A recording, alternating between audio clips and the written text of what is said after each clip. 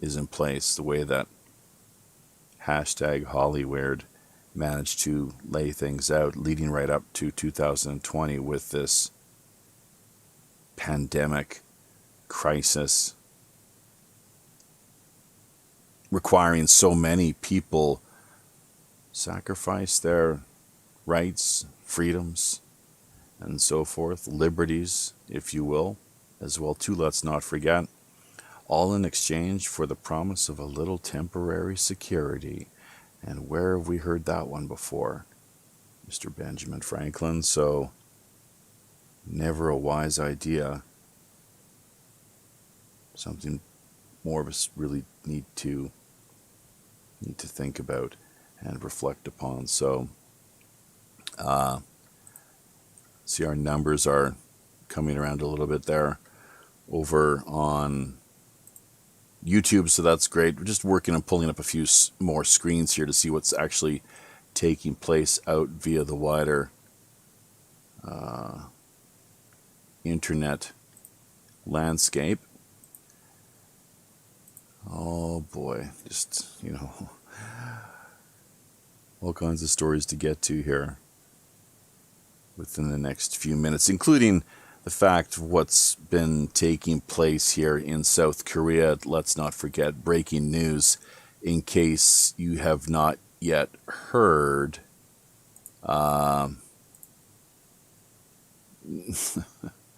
These Korean cults, big problem here in South Korea, which really the government ought to be doing more to get a handle on, and they're not. They're really proving themselves to be quite, a threat to society, really, and social stability. I hate to say it, and it's the most extreme case scenarios where you would hear that coming from the likes of someone such as myself here personally.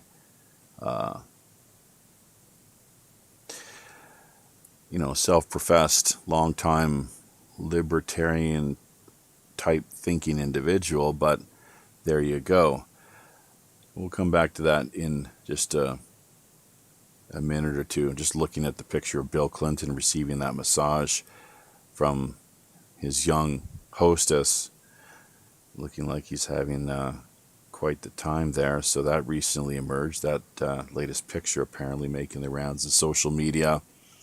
And yes, of course, let's not forget this, our past Friday night feature guest, in case people forgot, Nachtwaffen pilot Penny Bradley. That was episode 195. So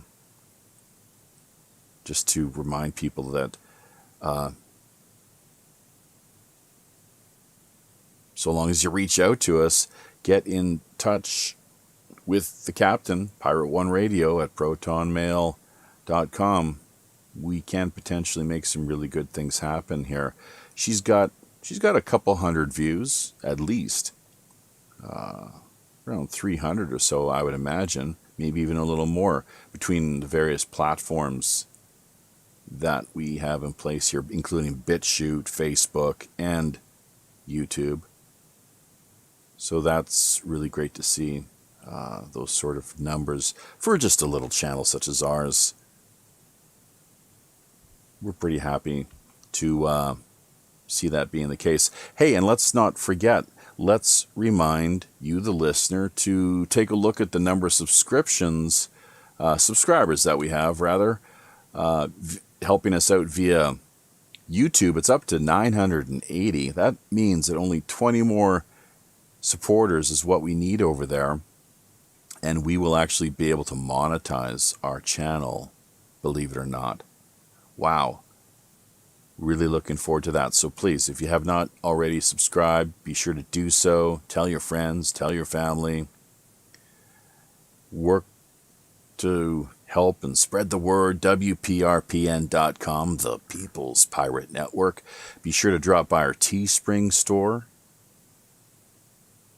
And also, where you can, anywhere in social media that you find us, remember to hit the notification button. And if you happen to find your notification button after you come back and take a look at what you had initially signed up for is no longer in place or active, then let us know.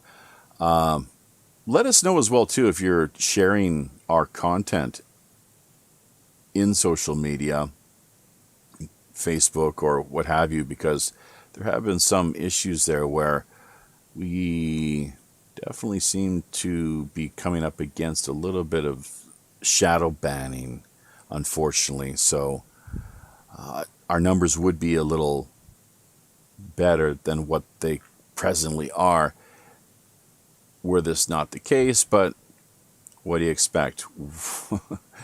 We've been dealing with this whole business for the past now almost 5 years, really just working to do what we can to better make a name for ourselves and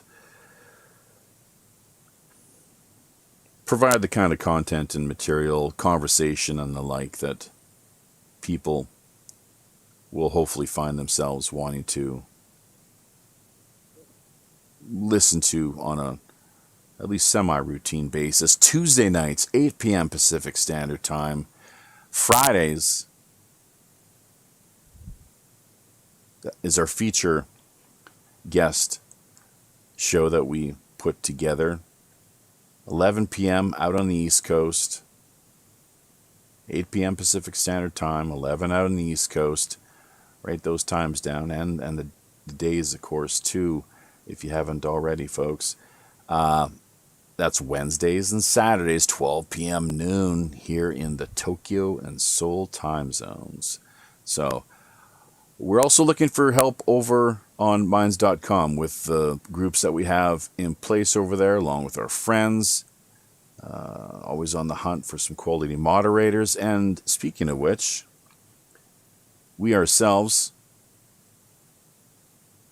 still looking for people out there. If you know of anyone with web tech skills, for example, or have a knack for creative design,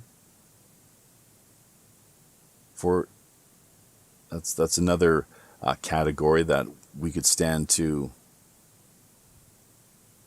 find a little more support, hopefully coming our way here over time. That let them know what it is that we're up to exactly here, and we can talk to them and see if we can point them in the right direction and maybe cut a bit of a deal, which includes sometimes a little bit in the way of modest cash stipends or pirate booty gratuity,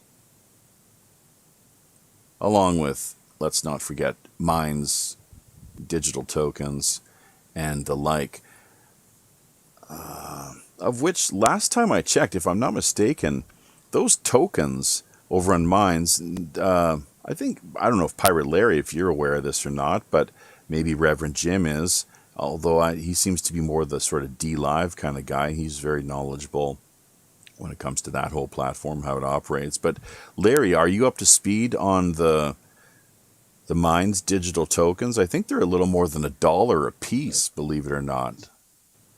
Is that the case? I thought they were like a penny a piece. Oh, really? No, I don't think so. $1 a piece. Yeah. Yeah. Well, Great. yeah. That's Well, because we checked we have one of our supporters over on Minds, Arrrrrrrr. He's on board. Basically, he's one of our bronze supporters, and for $5 essentially is the equivalent of, well, it's a little more than $5 is about 5 tokens, basically. 5 tokens. Yeah. So that's great. They yeah. really jumped up their game. Well, it was about a tenth of a penny. Now they were different tokens, I guess, but they were about a tenth of a penny. And then they were trying to work with Steemit, and I don't think that worked out all that well. Oh, really? Yeah. I guess I forgot about that. Yeah, that's a good point. So, geez. You must be either you just have naturally really good memory, or you've been upping your dosage of daily ginkgo biloba. You know, There you so go. There you go. you do ginkgo. Put it in the grog. No, well, I have in the past, but no, Hmm. not as a not as a daily thing. How are things looking from your vantage point there in Los Angeles then this evening? Well, it got up to 105, and it was humid, so it was boiling. I mean, you had to have air conditioning today. I walked out in the front yard, and the squirrel was like hugging the tree to keep cool. It's like, oh my god. That's So pretty good. yeah, it was a hot one. Wow. But the neighbors are great. LA is, I mean, so far so good. I like it. Of course I'm not in the. Well, I guess I am a musician, so yeah. I guess I am in the business, but I'm not in the business. I don't worry about getting a recording contract or being a superstar or any of that stuff. So that part of LA doesn't bother me. But yeah, it's I enjoy it. It's nice. People are nice, walking their dogs. In my neighborhood, nobody wears a mask except the people who are not from the neighborhood. So I can always tell who's not from the neighborhood because they're wearing a mask. Yeah, well, we've had this recent outbreak now, and it's one of these Korean cults, just like it was the last time, responsible for the big surge in numbers. And, I'm just wondering, and here's the thing, you have them out, the Korean cult, the Sarangjeel, which literally means love first, I believe, if I'm translating that properly. So, love first church, which goes, as I was telling the wife today, together, hand in glove, with the way that cults have historically operated, the love bombing. You come into their basically they get their hands on you, and immediately you're getting love bombed, just endless compliments and all sorts of warm feelings and flattery and so on and so forth. So I'm not sure if this is a Mooney offshoot, as I believe the last time what we saw there with the Shincheonji was the name of that kooky little fake church. That and both heads they're total sociopaths, where they're quarantined, and then they defy the guidelines. You could say orders, I suppose, but really they're being held in isolation for a reason, and they go out of their way to defy orders. And they were part of a major public protest out in the streets of Seoul just a couple days ago, and this is after the head of the Sarangjeel church had already been diagnosed as COVID positive. So he knew his predicament, he knew his condition, and what the risk that he was taking. But these, they're total sociopaths, unfortunately, and they really could care less. The last preacher down in the southern city, I think it's Daegu, with the why am I forgetting the name again? Samcheonji? I just said the bloody name. My Korean sometimes is awful, of course. So Shincheonji. There we go.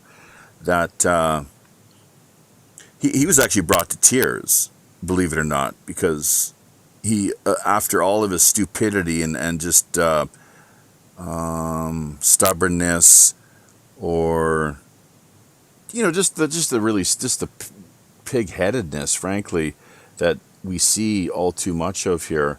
Unfortunately, it's a really strong personality trait in a lot of Koreans. Not all, of course, but it's quite predominant, unfortunately. And that's what he did. He just dug his heels in, and it was pretty insane. So I guess we're going to see the same thing from this latest church and the way that they're handling things. Although it's interesting because they happen to be political opponents of the current president. Very kind of radical, extreme right wing is the way that things have been framed as far as their outlook, worldview. Presbyterian, I guess, is how they like to self-identify. And so much of this, as far as the churchianity, as I like to call it, it came to Korea following the war. There was no churchianity in Korea up until that time. So that's interesting to take note of, how the largely American, the Billy Graham types, the people, it's all about proselytizing and saving souls for Jesus, just as with the Muslim religion, same way of seeing things, basically, although that can typically get a little more extreme, unfortunately, where people's heads are getting chopped off and the like. But yeah, it's just a really sad state of affairs. So it's major upsurge here in Korea. Breaking news. And I don't know, I guess that's the first story that will really kind of kick things off with here. But anyone got something? You want to add something there, Larry? Go ahead. Yeah, we have something similar in LA. But it's kind of become a political issue because Fauci was testifying in front of Congress, and he had recommended that churches close. And so a lot of the churches have closed with the schools. And so a lot of the Republicans are mad at Fauci.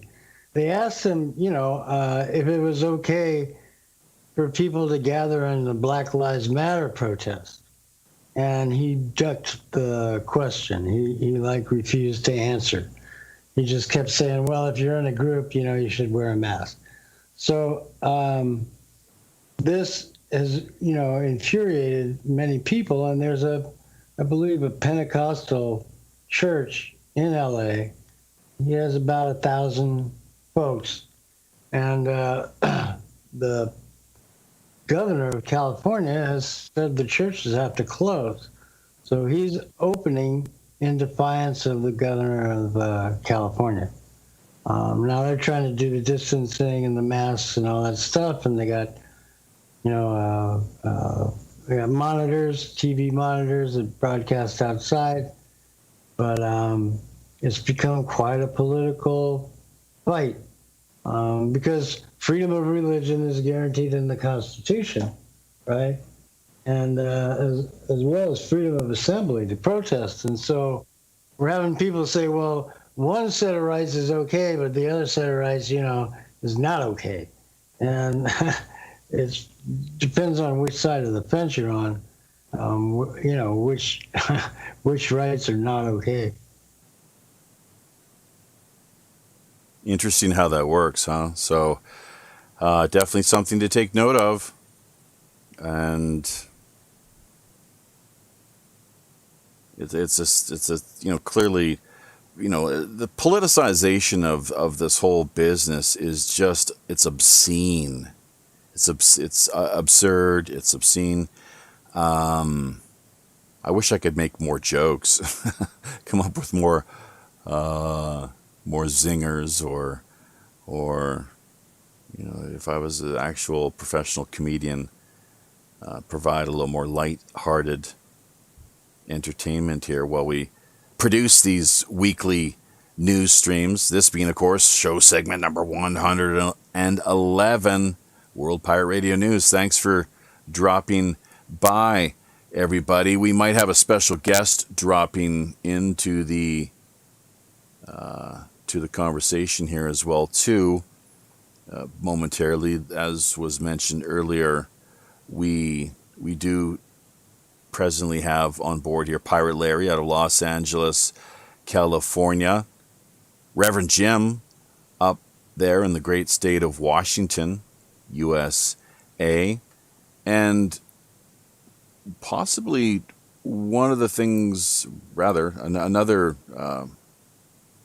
colorful character we might be able to, as I said, bring into the conversation here momentarily is no stranger to the show. So we'll see if he actually manages to make it. He's pretty quick actually on that mute button there. So Kaiser, why don't you make your presence known? Welcome back. Great you could make it. I know we sent out an invitation there last night for you to see if you could maybe drop by here. I think you pretty much know everybody here that we have on board. Reverend Jim, Pirate Larry, myself, of course, and it's good to have you on board. Welcome. Long time.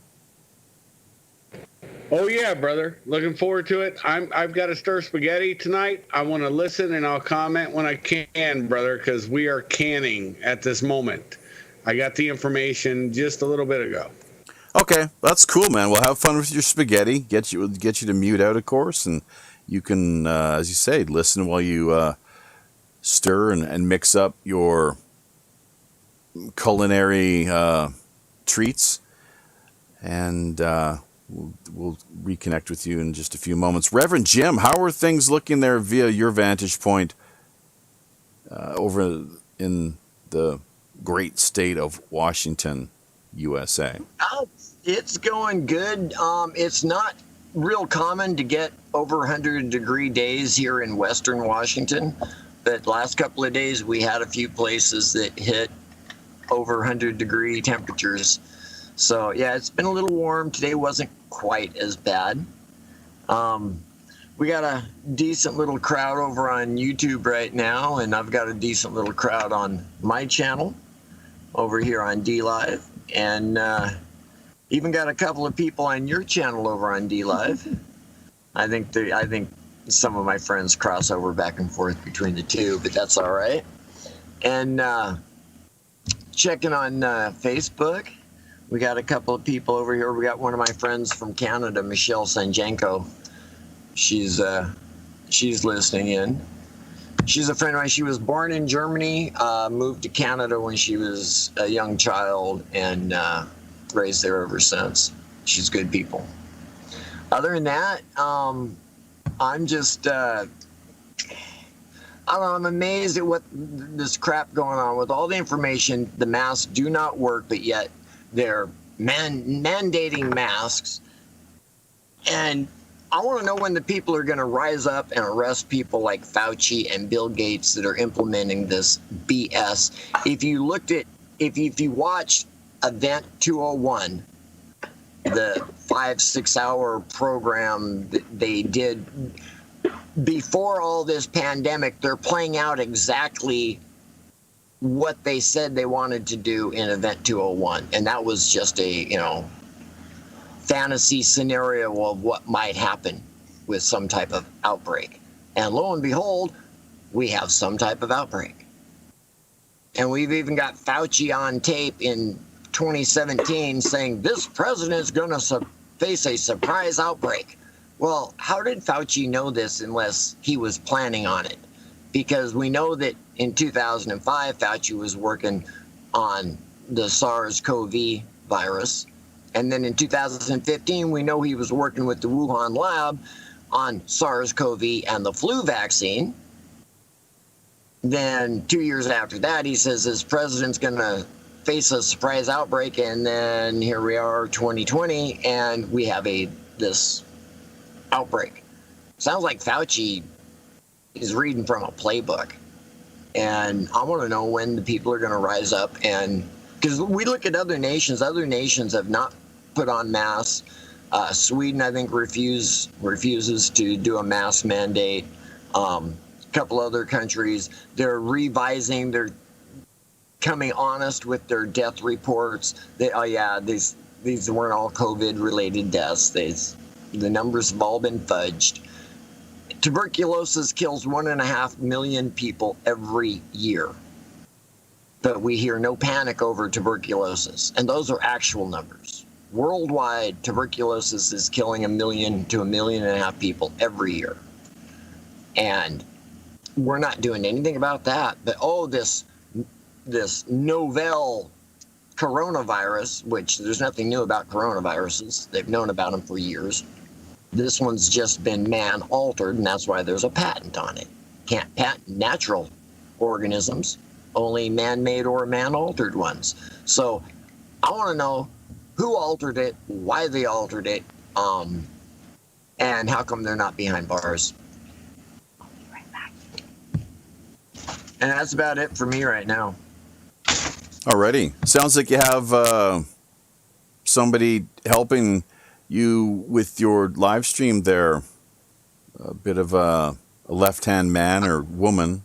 Maybe that's my daughter. Your daughter, exactly. There we go. So, tip of the pirate hat to your daughter. Hope she's doing well, of course. Thank you for that update too, Reverend Jim, and the regular support that you show via your simulcast.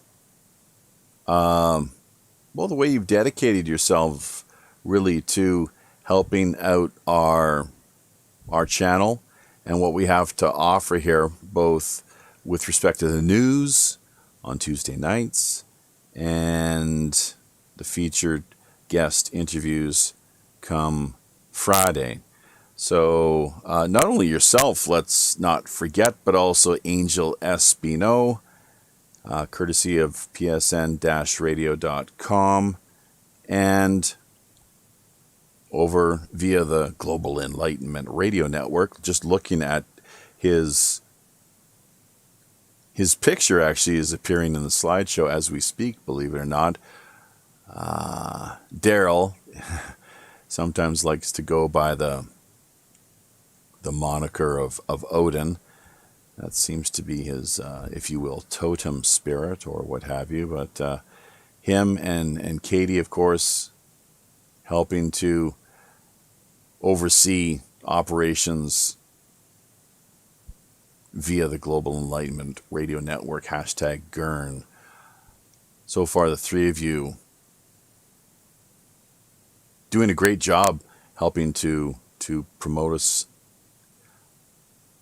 on this front and really doing all you can to better spread the word, help to make more of a name for ourselves here via the Robin Hood. So go ahead, Jim.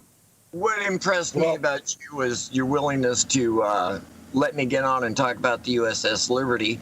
And touching on that, True News, if you know who they are, they're doing a movie called Sacrificing the Liberty, and they're bringing all the Liberty survivors down to Florida for a pre-screening of the movie.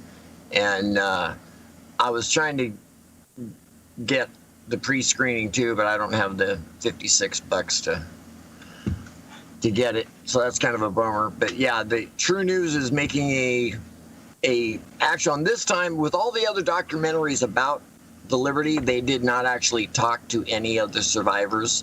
They got clips from other interviews of the survivors, but those movies did not actually talk to the survivors.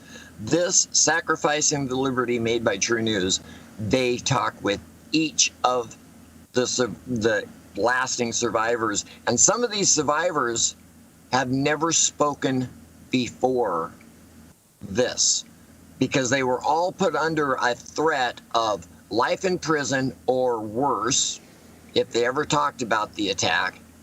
And it took 20 years for some of them, 40 years for others, and there are some that are just now speaking out for the first time. So it's going to be a hell of a good movie. I'm going to do what I can to get a hold of a copy of it. Well, going back to the original comment, Japhy, it's my privilege every time I'm on PSN to shout out WPRPN. You always got to remember to dance with the girl who brought you. And this is Kaiser on the show right now, telling you, there's much respect always, and Angel has much respect for you. A lot of people in the industry does. I've interviewed you on my channel. We still have to redo that one because, remember, there was technical difficulties that I didn't understand back in the time. And but it's still one of my favorite interviews. And so, like I said, here's the thing. All of us content providers need to realize one thing. It's not good to just say, you know everything. I don't know everything, and I know quite a bit. I agree with Jim on COVID. For reasons, I worked for the government, and I've been doing some things lately. But the more interesting thing is that I'm not married to my idea or ideal. I want to hear disapproving or somebody who disagrees with me more than I want to hear somebody who agrees with me. Your thoughts on that, brother? Because I got to stir the spaghetti sauce. Yeah, it's the way we grow intellectually, I would imagine. And that's really what I'm here for, is to lend an ear, to let the public speak, let them have their stories and voices heard, regardless of who they are, whether left, right, center. Their political alignment or stripe really is irrelevant to the way that we put these shows and streams together. The main issue really is that they've got something interesting to bring to the table, intriguing, something noteworthy, something a little out of left field or right field,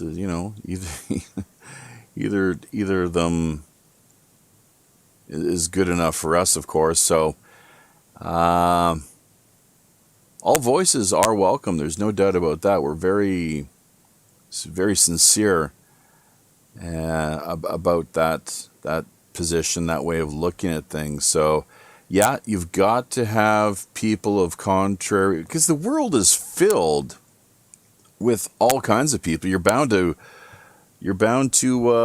encounter them anyways, and that is how we learn, by listening to others, empathizing, hopefully a little bit, seeing where they're coming from, engaging in a form of conversation if we can.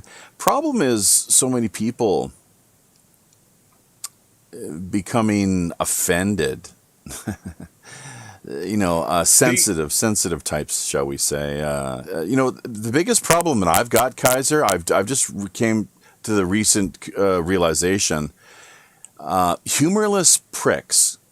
That's the way I like to put it, humorless pricks. Myself personally, I'll be very honest and straightforward, that, if people don't have a sense of humor, then maybe it's not such a great idea that you do reach out and contact us. We prefer that you do have a bit of a funny bone to what essentially you're all about, of course, and you can take a good joke. But the world, there's just so many of these people in the world, these humorless pricks, and I just can't. That's where they really test my patience, most definitely, and in a lot of ways I kind of feel sorry for them, but they're hard to work with. There's no doubt about that. Go ahead, Kaiser. Oh, I agree with you wholeheartedly, brother. I will tell you this. I've never found, and here's the little secret nobody really knows, but I'll out it. Japhy is a funny man. He is not funny man as in a funny guy, that kind of thing. No, don't take it that way. He is absolutely hilarious. And you don't get to see this online. And I agree with you. Here's the thing. Look, everybody has their own views about cops now, of course, because of the BS that's going on. Everybody has their own opinions about soldiers, Marines, whatever. You know, I was a part of that.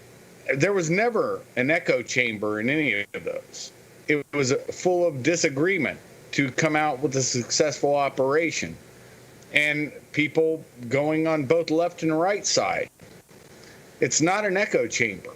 And the most disturbing thing I see is that I think in the West, and maybe not so much in the East, but you're Far East. I know in the Middle East it doesn't exist, except for in one way that maybe we'll get into sometime. The echo chamber doesn't exist that right now, and it's disturbing because for the U.S. and the West to be healthy, all of the West, we need to have disagreeing things where one person's or one ideology isn't trying to take over everything. And I call that the woke ideology or the communist ideology. And so that's what we're seeing right now. And they are in an echo chamber, unfortunately, because nothing's better. You know, I'm a classical liberal like Jefferson. But people don't understand that. They think I'm right wing. No, I'm just anti-communist because, and I say this all the time. You've heard me say it numerous times. The far left and the far right are a fraudulent thing to put up because it's a circle. It's not left and right. It always meets over your head. Put your hands out to your side. Put fingertips up over your head. And when those fingers touch, that's mass death. And if you think the right is good with mass death, they're pikers when it comes to comparing them with the communists. And that's what I have to say. I got to stir the spaghetti, and I will enjoy listening, brothers. Back to the spaghetti. So, yeah, I'm just actually multitasking here. Myself trying to get out a bit of a tweet via Twitter. Not my most favorite platform, but I do engage and participate over there nonetheless. So let's just give a bit of a shout out to some of the people who have dropped in and joined us tonight. Show segment number 111 of World Pirate Radio News. We're coming up to the top of the hour, really. 15 minutes or so here, just judging by the clock. And we'll be headed to a break, actually, brought to you courtesy of Red Dragon Herbs and Teas. Be sure to check out their products, folks. They've got a great number of items available. Ryan and his family, it's independent mom and pop type operation. They've been going through some hard times, just like so many of us have as of late. And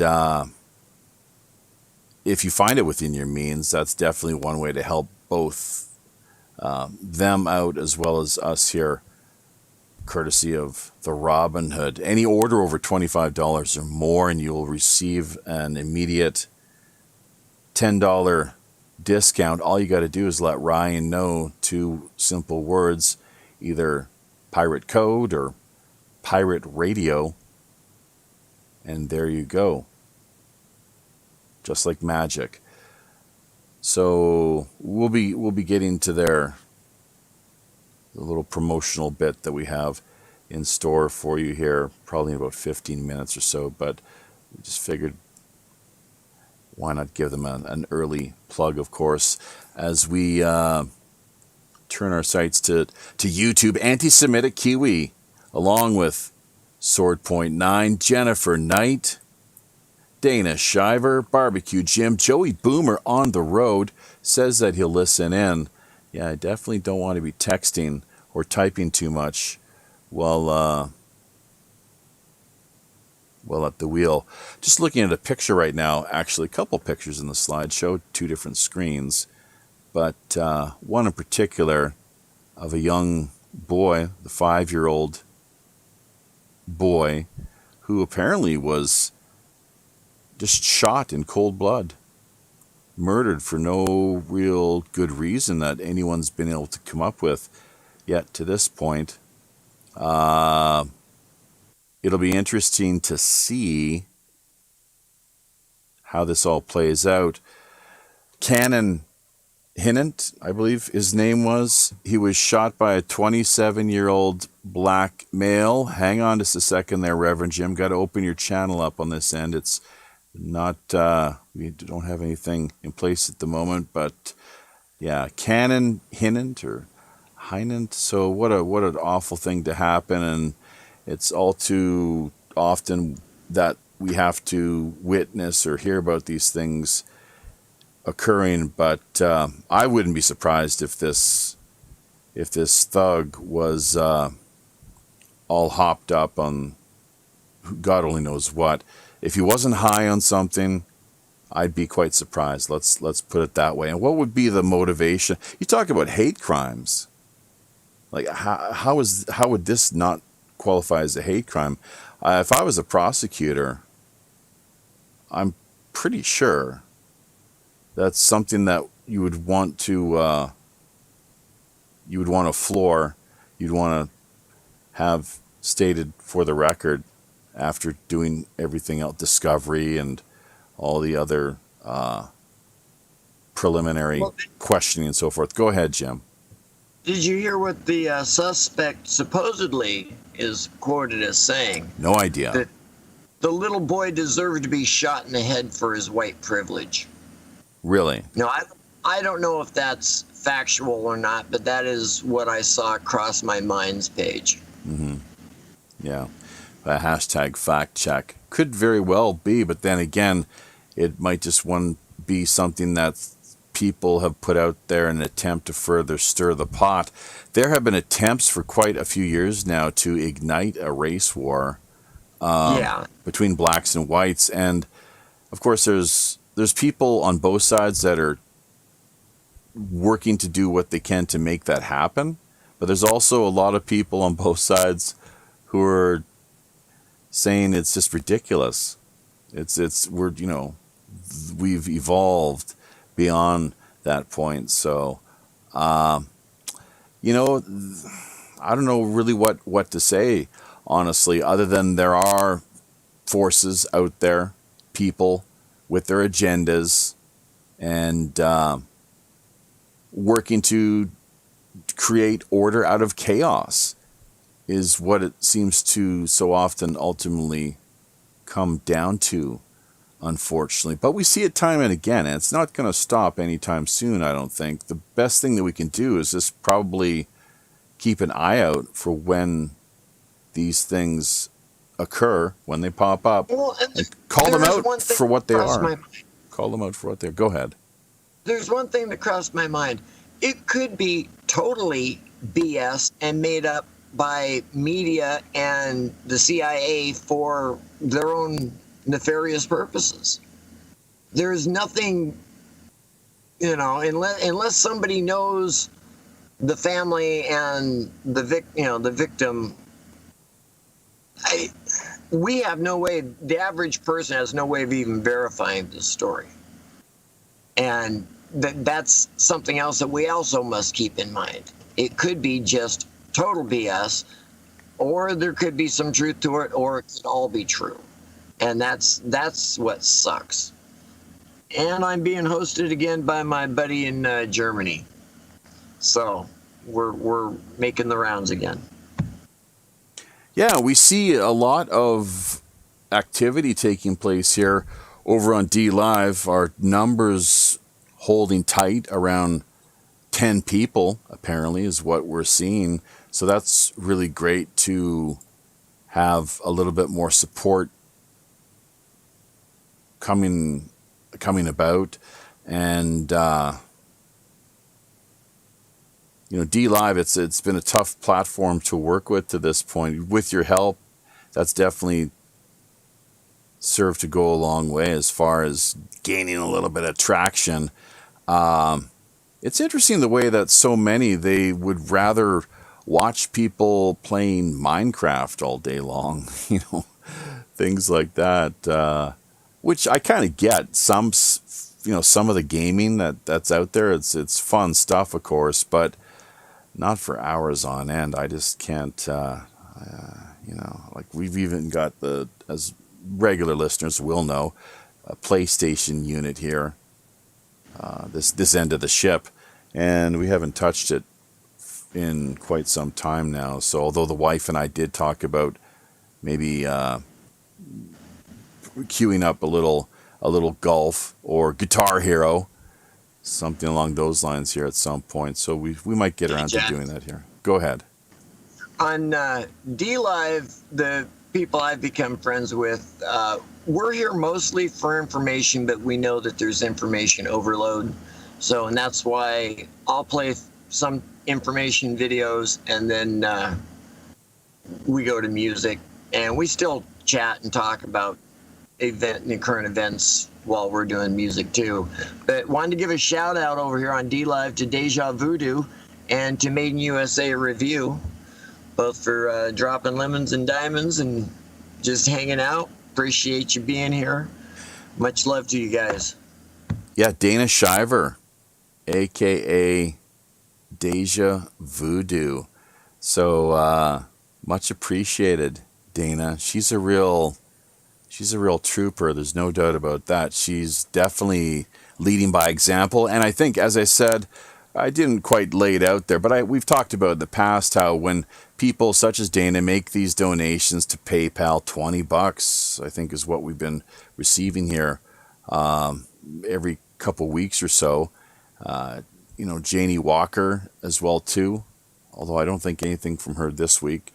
Everyone's got their the real world priorities, of course, with food and medication and utilities, which, I would recommend that you take care of those matters before sending us any of the money that you cannot really afford. But Dana, leading by example, and I'm sure if she had the ability, I haven't heard from her directly yet, she would likely challenge all others out there listening to either meet or beat that $20 amount that she's put forward. Remember, half of everything that we do manage to collect or acquire, or that finds its way into the community, Robin Hood kitty, goes directly back to charity. That's what we allot, mostly in support of the Operation Secret Santa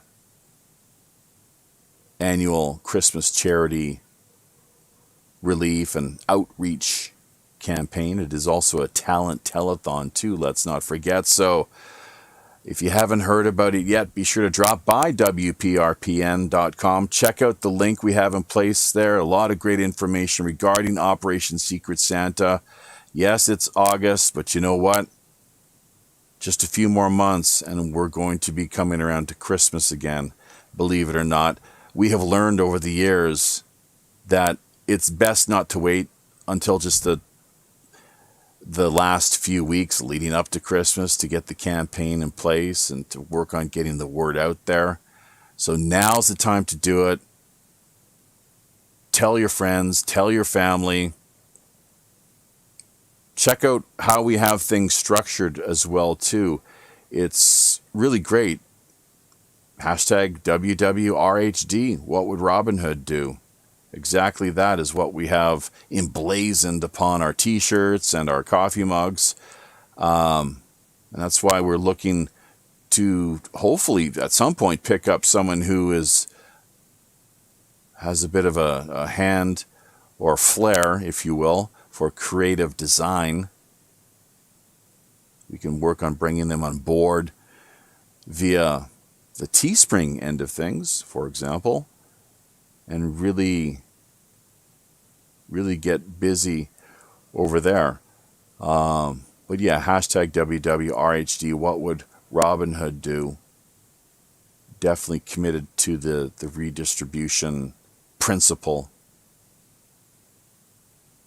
as best we can manage. And to this point, you know, we've been running out of pocket, unfortunately. Although with the support that has been coming in, it's been helping to go a long way to offset our operating expenses. So definitely, if you can afford to do so, send us a few bucks, either through the PayPal or the Patreon. Minds.com tokens, they work as well too. And we'll be sure to see that half of everything does end up back in the hands of charity, going to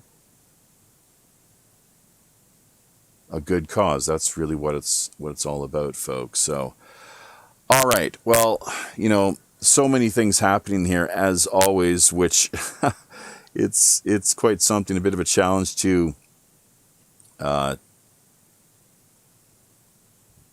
keep a close watch on everything here and be up to speed on all that we see taking place out via the wider interwebs, as it were. I'd like to drop on by Facebook, actually, and see what we got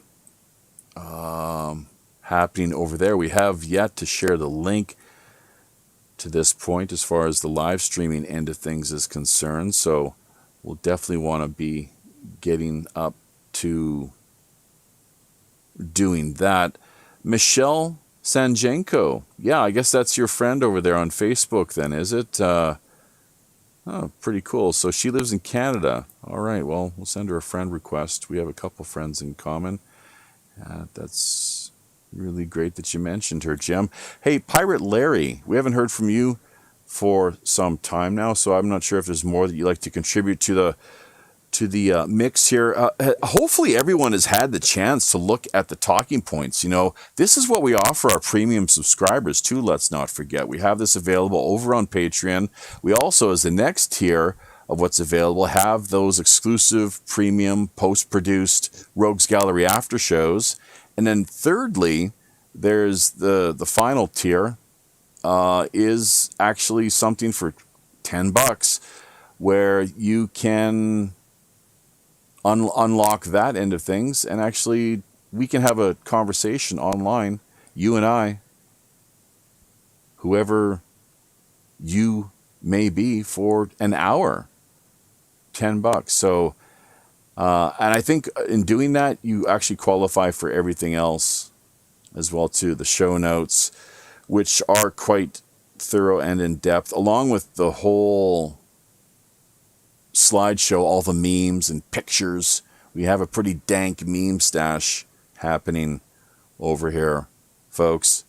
As you can probably see, getting a pretty good example of what's coming your way through the live streaming end of things. So, but yeah, there we go. And as far as the Friday night feature guest who we have coming up this week, oh boy, it's honestly tough to say right now, but once again, we're going to do everything within our power to pull the proverbial rabbit out of the hat once again, as we did last go round with Penny, of course, and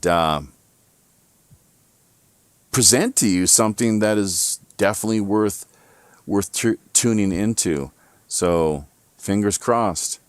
We've got a lot of guests on board here. It's just a question of juggling schedules and getting everything straightened out. So, like I said, yeah, we're gonna do everything within our power to provide and present to you something that is quality listening content over the course of the approximate 90 minutes that we do produce each and every Friday night. 8 p.m. Pacific Standard Time, 11 out on the East Coast, 12 p.m. noon here, Saturdays, in Tokyo and Seoul. Pirate Larry, go ahead. I think we got you in the wings. Yeah, this 5-year-old that was shot on his bike, that was real sad. And it was just a moment of insanity. We've got to have a society that protects the children, no matter what no matter what color, no matter, what neighborhood, these children are innocent. They didn't do anything wrong. They weren't slave owners or any of that crap. They don't have white supremacy. They don't have white privilege just because they have a tricycle. My God. And for whatever reason, it's no reason to die. Whether no matter what color you are, you're gonna have obstacles that come in your way in life, and yes, there is systemic racism, that people have to get rid of, but I don't know. It's like in Mexico, the light-skinned Mexicans, are racist against the dark-skinned Mexicans. It's all over the world. And it's just like, to me, it represents an insecurity of people who, have to find some way to figure that they're better than other people. It's really a shame. And it can lead to, this kind of insanity where people feel it's, okay to take the life of somebody else that they don't even know. And it's not okay. It'll never be okay, especially with a child.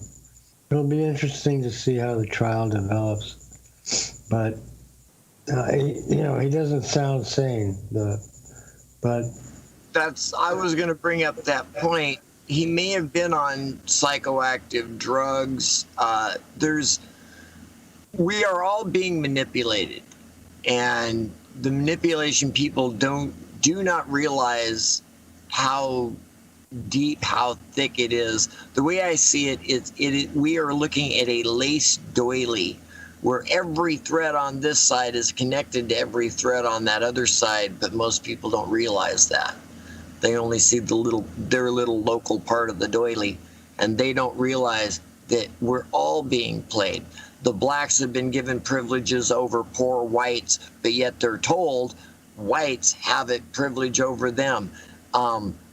Whites are being told blacks are stealing your jobs, or Mexicans are stealing your jobs. Yeah, you know what? I'm totally against people entering our country illegally. I have nothing against them coming through, because I've worked with Mexicans that their families came here legally, and, whole 9 yards. They've been here for 50, 75 years, whatever. Some probably longer than that. And there's never any problem with them. They keep their traditions and they assimilate with ours. There's not a problem. It's the ones that come up and they're demanding rights in our country while waving flags from their country. That's all sponsored. That is not natural. And George Soros and the elite, the Illuminati, whatever you want to call it, they're all controlling this at all levels. And people don't see that. That's what we have to break through. That, to me, is the awakening, when people realize that all of this crap is linked. Not just little things. It's not just that the pedophiles are here and controlling this. It's the Illuminati control the pedophiles. Epstein gathered information for Israel to use to blackmail our politicians to let Israel do whatever they want. Well, Israel's owned by the Illuminati, the elite. Israel isn't a true nation. It's basically a corporation base.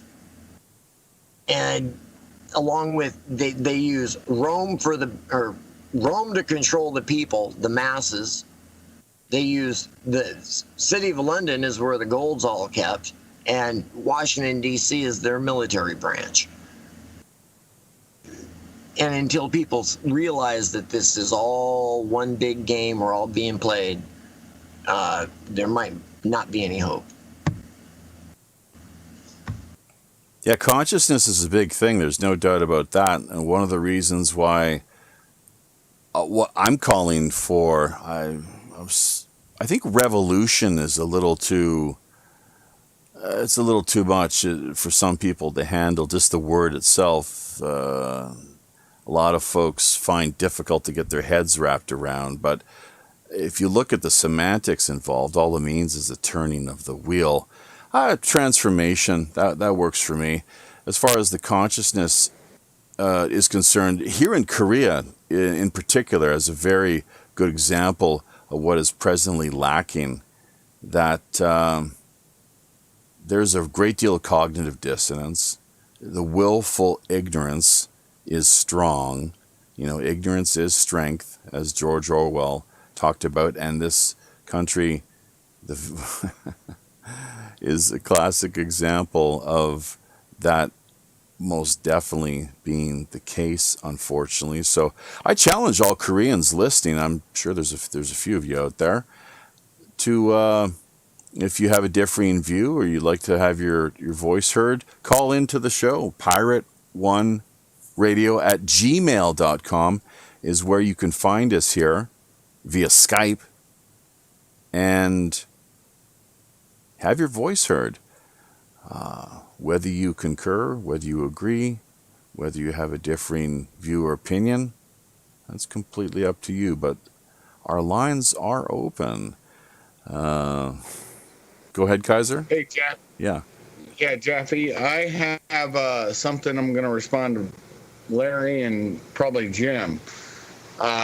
Systemic racism. First off, racism, we have to go back to that code word.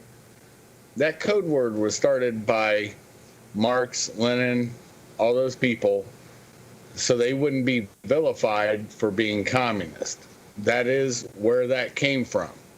Systemic means it's in the system. Well, I came from a trailer park, white trash. I was able to go through college, get on with federal agencies after I left the military, through hard work. What people need to read to understand they're buying into something, and it is something that's being put upon them. And I agree with Jim on that and with Larry.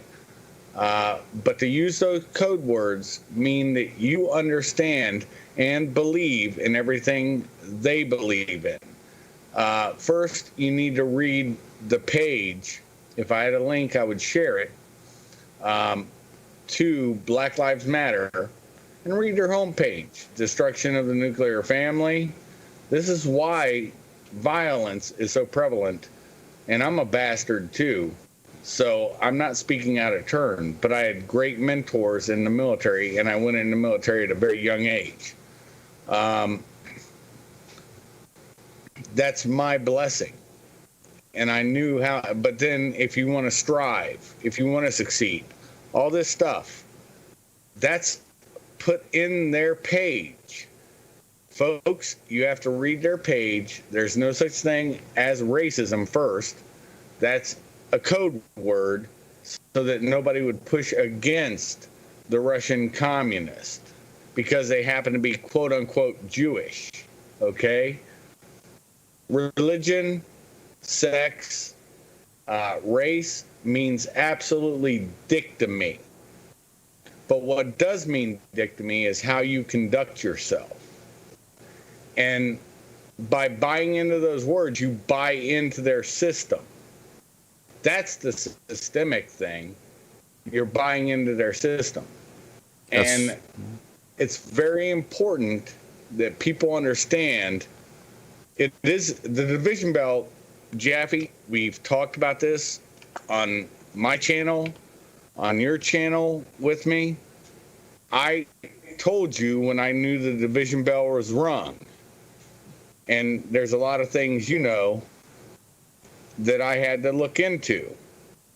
And I saw how it was done. And that's all I'm going to say for the populace out there. But you know this is fact. And the big bugaboo of the right wing in America, actually, everybody laughs at the Klan. If you go to a Klan meeting, when I was a Fed, here's what we used to say. You'll have one Bubba and 100 Feds or confidential informants trying to entrap him into something. That's the reality of a Klan meeting. And the same thing with the quote-unquote alt-right. So don't buy into these false narratives. Because when you do, and you buy into their language, you're helping spread their message. And they didn't pay shit for it. And that's all I have to say, brother. That's exactly what I've been going on about regarding things like the so-called war on drugs, which really is the war on some drugs, is the best that I've been able to come up with. So let's get that straight, folks. Stop parroting the poison that they feed you. We have a great meme, actually, in the slideshow this week, talking about how our brains are essentially computers. Be sure that you take special care how you program those things, your brains. And one of the reasons why you constantly hear me going on about how we are what we eat, which to a large extent does include consumption of ideas, but not just in conversing with people, open, adult, hopefully semi-rational and sane exchange of ideas, but also what we see via the mainstream media, television, which we have not watched here in well over a decade. Thank God, Televalium, hashtag the plug-in drug. That we need to be on guard with the movies, and there's just endless amounts of programming. So it's important to definitely step back, take a critical look, ask more questions, and deconstruct. That's fine. Deconstruct. Now, the Marxists have their way of doing that, I've noticed, and everything ends up being boiling down to some sort of everything. The divisions are drawn out along the lines of class, I guess, is what it seems largely. But to Kaiser's point, going back to this racism business is really, really critical. Something for people to keep in mind. That the war on some drugs, the war on terror. I mean, how Orwellian is that? What a ridiculous. It's a great slogan for brainwashing people who just mindlessly parrot it, of course, without asking any questions. Like, what am I actually saying here? What this is meaning? This is meaningless. It's like double think. Not just that, brother. You think about this. The war on. It's funny. They will call out the bugaboo, which is the bugaboo that you're supposed to, the white nationalist, right? Or whatever. And they won't call out Black Lives Matter or Antifa. The media won't. You and I will. So will probably Larry. So will probably Reverend Jim. And I guarantee you PSN will. Angel will do this. But outside of that, and what are they doing? They're now trying to stifle voices, not encourage more voices. This is the problem, and it's coming from the quote-unquote left. And I disagree with the left-right paradigm, and I've always disagreed with it. But this is their narrative, and we live in their narrative. And too many people believe the media. And the woke ones, quote-unquote woke, actually listen to WPRPN. They listen to PSN. They listen to Barbecue Jim. They listen to Larry. And they listen to the Boiler Room. They listen to everything other than the mainstream media. And they have a more rounded view. I listen to Tim Pool. I listen to, what's his name? The homosexual. He's a good dude, though. Can't think of his name now. Damn it. He's on vacation. One of the so many queer Jews who happen to be in the media. There's a lot of them historically and currently. I know the guy you're talking about. He's a nice looking guy. The gayness is like, okay, that struck me as a bit of a surprise. You just assume people are married, of course, but he has very nice features. He's not, and he's Rubin. Dave Rubin. There we go. That's Exactly. That's it, brother. So and so that's the whole thing, and they keep wanting to push people into boxes. Remember Saul Alinsky's isolate. Once you isolate, then you go after and you destroy them completely. What are you seeing with wokeness? You're seeing them do that to individuals. Yeah, okay, but hang on, Kaiser, this even, like, just, how do I put this now? This is a great example of what we're talking about precisely, because we got to be careful. This wokeness nonsense. Come on, man. This is the way that the media is trying to frame things. You got the wokeness over here, and then you got the red pills over there. Okay, it's like you got the two camps, the two teams, and we're gonna, and they just lay it out, they plan it, and then you got your identity politics, people fighting with each other.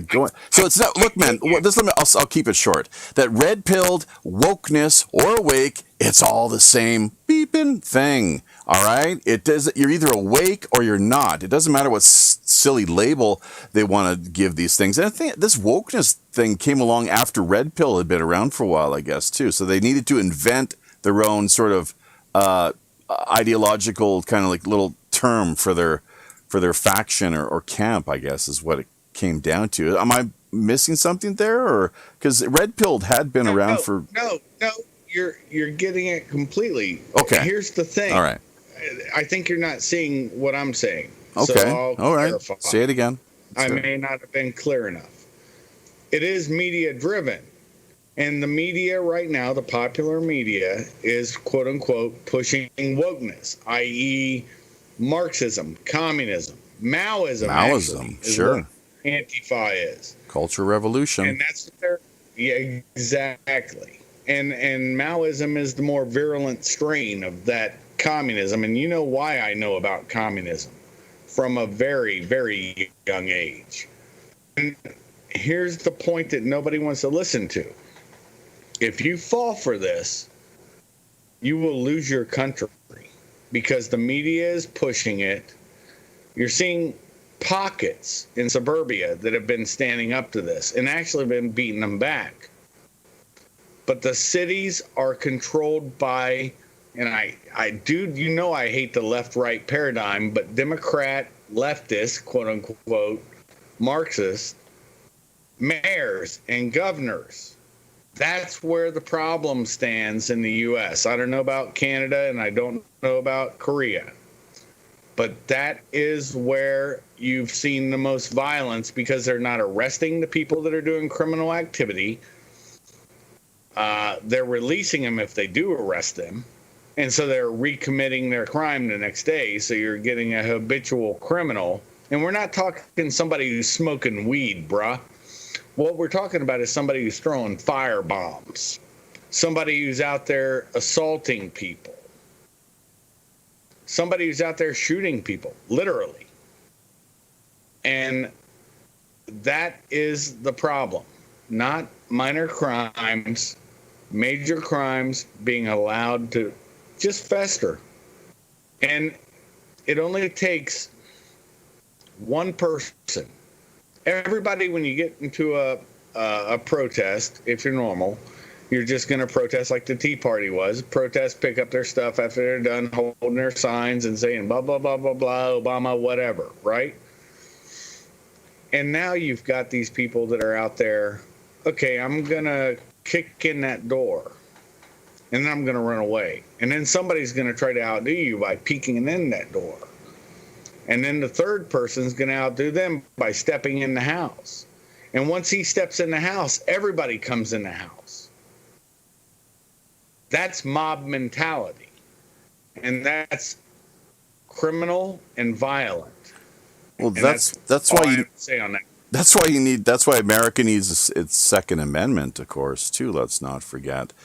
So people that are infringing to that extent with malintent in mind, that they've even innocent people end up getting shot. Just people making mistakes, wandering onto the wrong property at the wrong time, But yeah, Pete, you got to watch out, folks. I mean, you're looking for trouble, definitely. And yeah, so that's something to think about. Definitely, great point, and something to really spend a little bit of time at least reflecting upon. But I think we're going to take a bit of a break here right now. I'm not sure in what manner we're going to return to the conversation, but I know we got Angel Espino on board. He might want to be joining us here when we return from the break. Yourself as well, Kaiser, of course. Pirate Larry, Reverend Jim, over on Facebook. Chuck Ocelli is hanging out, it looks like. We got Janie Walker, Michael Carey, whole number of folks over on YouTube as well, and D Live. So numbers really looking good this go round. Show segment number 111 of World Pirate Radio News. Great that you took the time to drop by, voting with your computer mice, people. That's one of the few ways that we actually do it in this day and age. With our money, with our feet, and with our computer mice. We'll make sure everybody's muted out here. And with that being the case, we will queue up our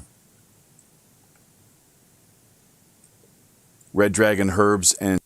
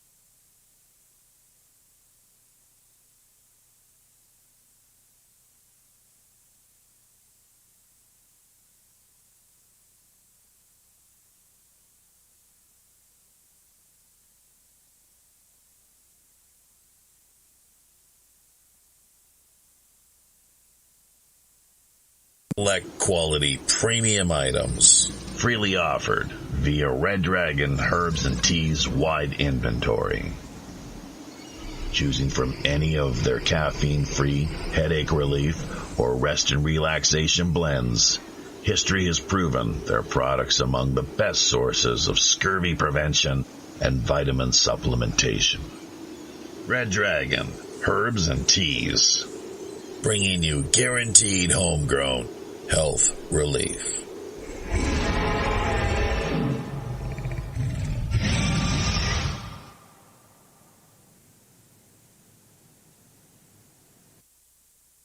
Red Dragon Herbs and Teas, bringing you guaranteed homegrown health relief. It is our 111th installment of World Pirate Radio News.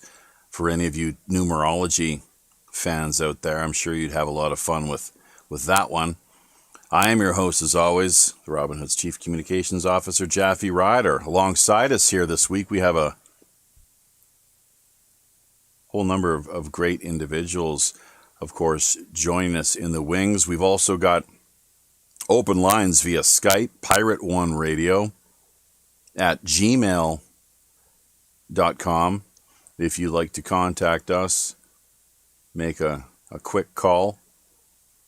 Any thoughts, comments, criticisms, whatever happens to be on your mind, the opportunity is there. We will be streaming out for approximately the next hour or so, and trying to keep the focus on what we have here. And I think we're going to via the talking points. Of course, along with everything else we've mentioned to this point, with the latest news cycle of the week, recent death of not only Canon Hinnant, victim of a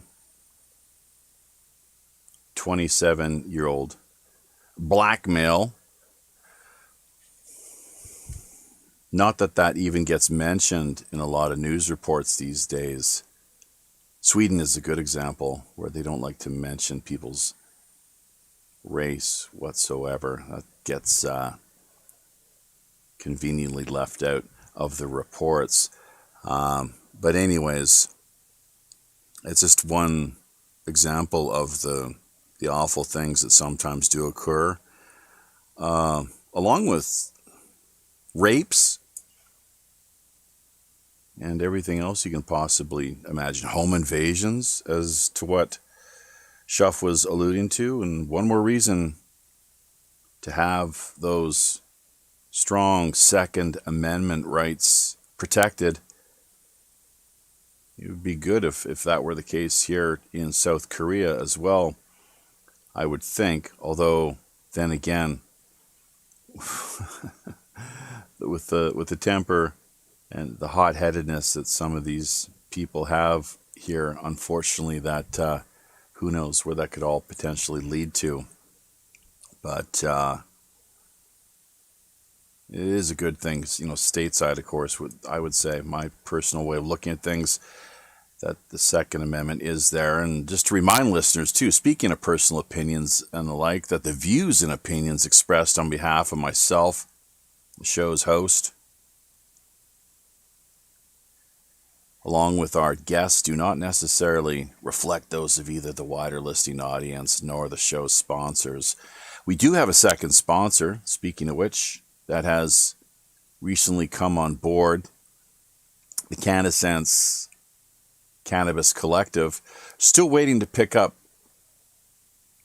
some form of copy, something that we can share with listeners, just to provide them with the kind of information they might be looking for, all the proper web links and whatnot. But hopefully have that coming your way here before too long. CannaSense, though, yes, great outfit and definitely something worth looking into. If you do decide to sign up, be sure to use WPRPN as your referral,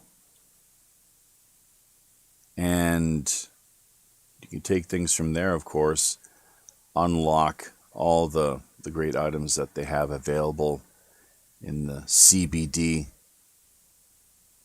and various other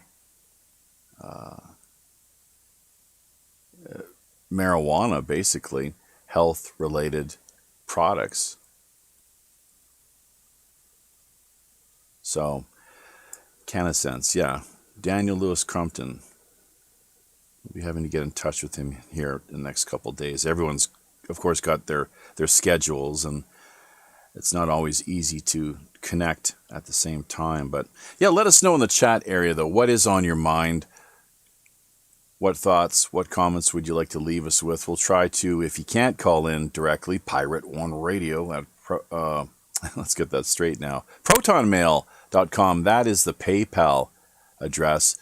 PirateOneRadio@gmail.com is what we use here for Skype. So, but if you're feeling a little shy, embarrassed, or whatever the case may be, then simply let us know what's on your mind via the Facebook comment section, YouTube, DLive. We'll try to keep an eye on things. I know Pirate Larry and Reverend Jim, they do a pretty good job of doing exactly that. So, but in the meantime, though, let's just take more of a look once again at the show notes that we have here. And we have shared them with the group here in Skype. Of course, this is premium content. We'll be sharing with the folks that support us over on PayPal, along with the slideshow and the various dank memes that many of which that you see streaming out to you at present. But we've pretty much covered everything to this point regarding, well, the passing of Trump's younger brother.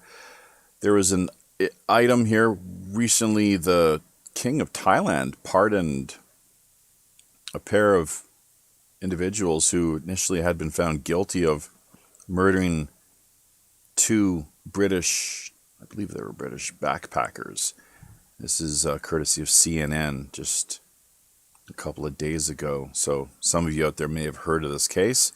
South Korea, a lot happening here as we've already laid out.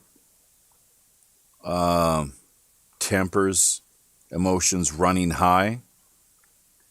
A lot of blame, as well it should, of course, being placed on this latest cult enterprise. One of these fake religions, which, or I shouldn't really say that so much as they're fake Christian, pseudo-Christian religious sects. Let's not get that confused with the sort of thing that a man and a woman do at night when they're, I guess, in the mood, or whoever. Doesn't necessarily have to be a man and a woman these days, as we all know, but generally that's the case, I would imagine. Yeah, sects. The pronunciations, I always have a lot of fun with that one, especially when you're conducting English lessons. But Trump just the other day signed the proclamation on the 19th Amendment, the 100th anniversary, the right for women to vote. That misogynist grabbed them by the pussy, son of a bitch. He did it again. So yeah, signing the proclamation, the 19th Amendment, 100th anniversary of women's, well, winning the right to vote. So congratulations to women for that. Of course, that was a major milestone. InfoWars, Miley Weaver being arrested just upon the release of her great Shadowgate documentary, which has been fact-checked by, I don't know who it is over there on Facebook, but they've got their thought police folks out on, what would you call it? I don't know, Shuff. High patrol. They're definitely committed to tracking down anything that they take exception to, and then you never have the chance to offer any sort of rebuttal other than what, on the face of things, they say is partly false news, for example, and then there's no real explanation. Partly false news, okay. It's kind of like with Snopes, the way that just so much in the way of misinformation and obfuscation, that's a big word that maybe would be helpful within this context, taking place, trying to mess with people's minds, basically, so they're not able to see things clearly. Snopes, I would argue, does indeed a very good job of accomplishing that, as do the fake book Thought Police, unfortunately. Minds has nothing along these lines. Minds.com, our favorite and preferred social media platform, even though they've got their own issues as far as the functionality and operations are concerned. So many things going on in that capacity. I don't know if others are experiencing the same just difficulty, unfortunately, with the browsers that we have here. We're using any browser in Korea from this end of things. Like I said, if you're out there listening, you happen to frequent Minds, have you noticed this similar state of affairs where your browser is locking up or you're having difficulty navigating? Let us know. Also, the way that groups, once you visit a certain group, legacy groups, I've noticed, because we've been around for a while over on Minds, that they don't show up in the sidebar area. InfoWars is a good example. We drop by InfoWars and, it doesn't show up in the sidebar area after we've been there. And that's the whole point of having that feature in place. So I've been waiting in putting a video together. I really should. It's not going to take much. And in the past, we have gotten a bit of a response from the GitHub crew and community. So that's great. That's one of the few ways it seems that you can really reach out and contact the people, John and others, of course, working on the open source end of things via minds.com. But it's a free speech platform, of course, too, by and large. Very little in the way of censorship that I've seen to this point, other than I don't think they didn't have much patience, or there was a line drawn in the sand, essentially, when it came to the NAMBLA kind of VERPED, I think they call them, the virtuous pedophile crowd. That was a couple of years ago now, and they just dealt with them in hasty fashion. I think they did a pretty good job cleaning house. But just an example of how far our free speech goes, I guess. So, anyways, I'm not sure. Let's just, see, because there's a whole number of items that we have here. Shadowgate, that has been making the news. So once again, I think Millie is out of prison now. The way she was detained was absolutely bizarre. I don't know if Reverend Jim, maybe Kaiser, Pirate Larry, you're all on board here right now. Angel as well too. Hey, Angel, we haven't turned to you. I think he was here. He might have dropped out. And who else do we have there? Oh, I see. Okay. If there's any of you who happen to have a view or opinion, maybe you've heard something about Shadowgate, Millie Weaver, any of these other issues, you can maybe jump into the fray if you like, and we'll continue to scroll on down here and try to work through these stories as we continue to stream out live. Gentlemen?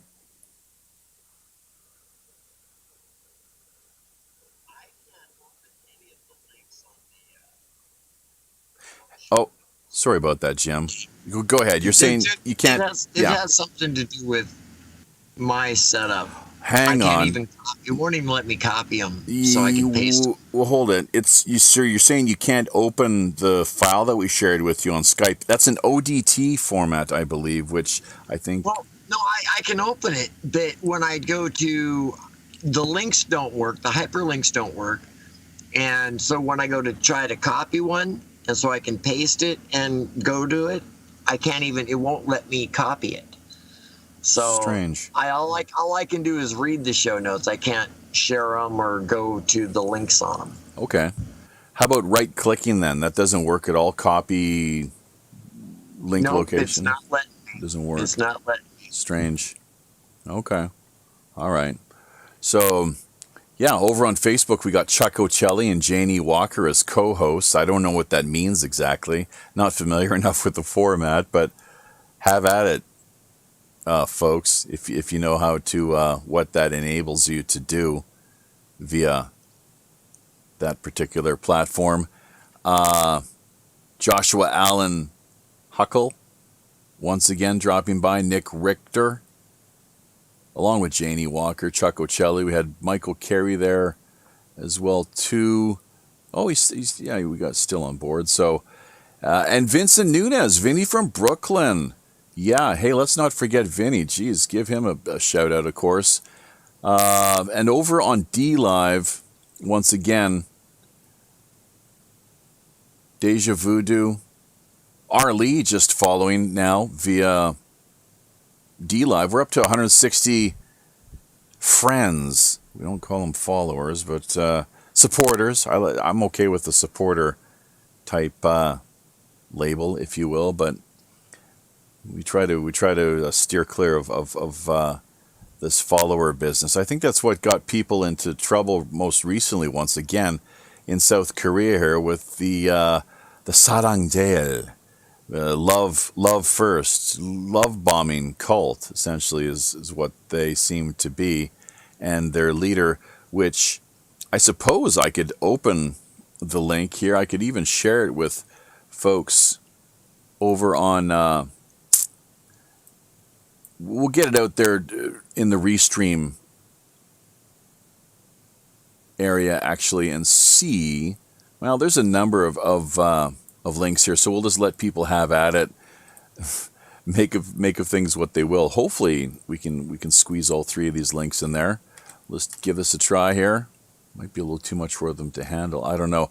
You know, it's one of the funny things that on this end of what we're looking at, a lot of people probably don't know this because we don't have the screen share in place, but we via Restream cannot actually click on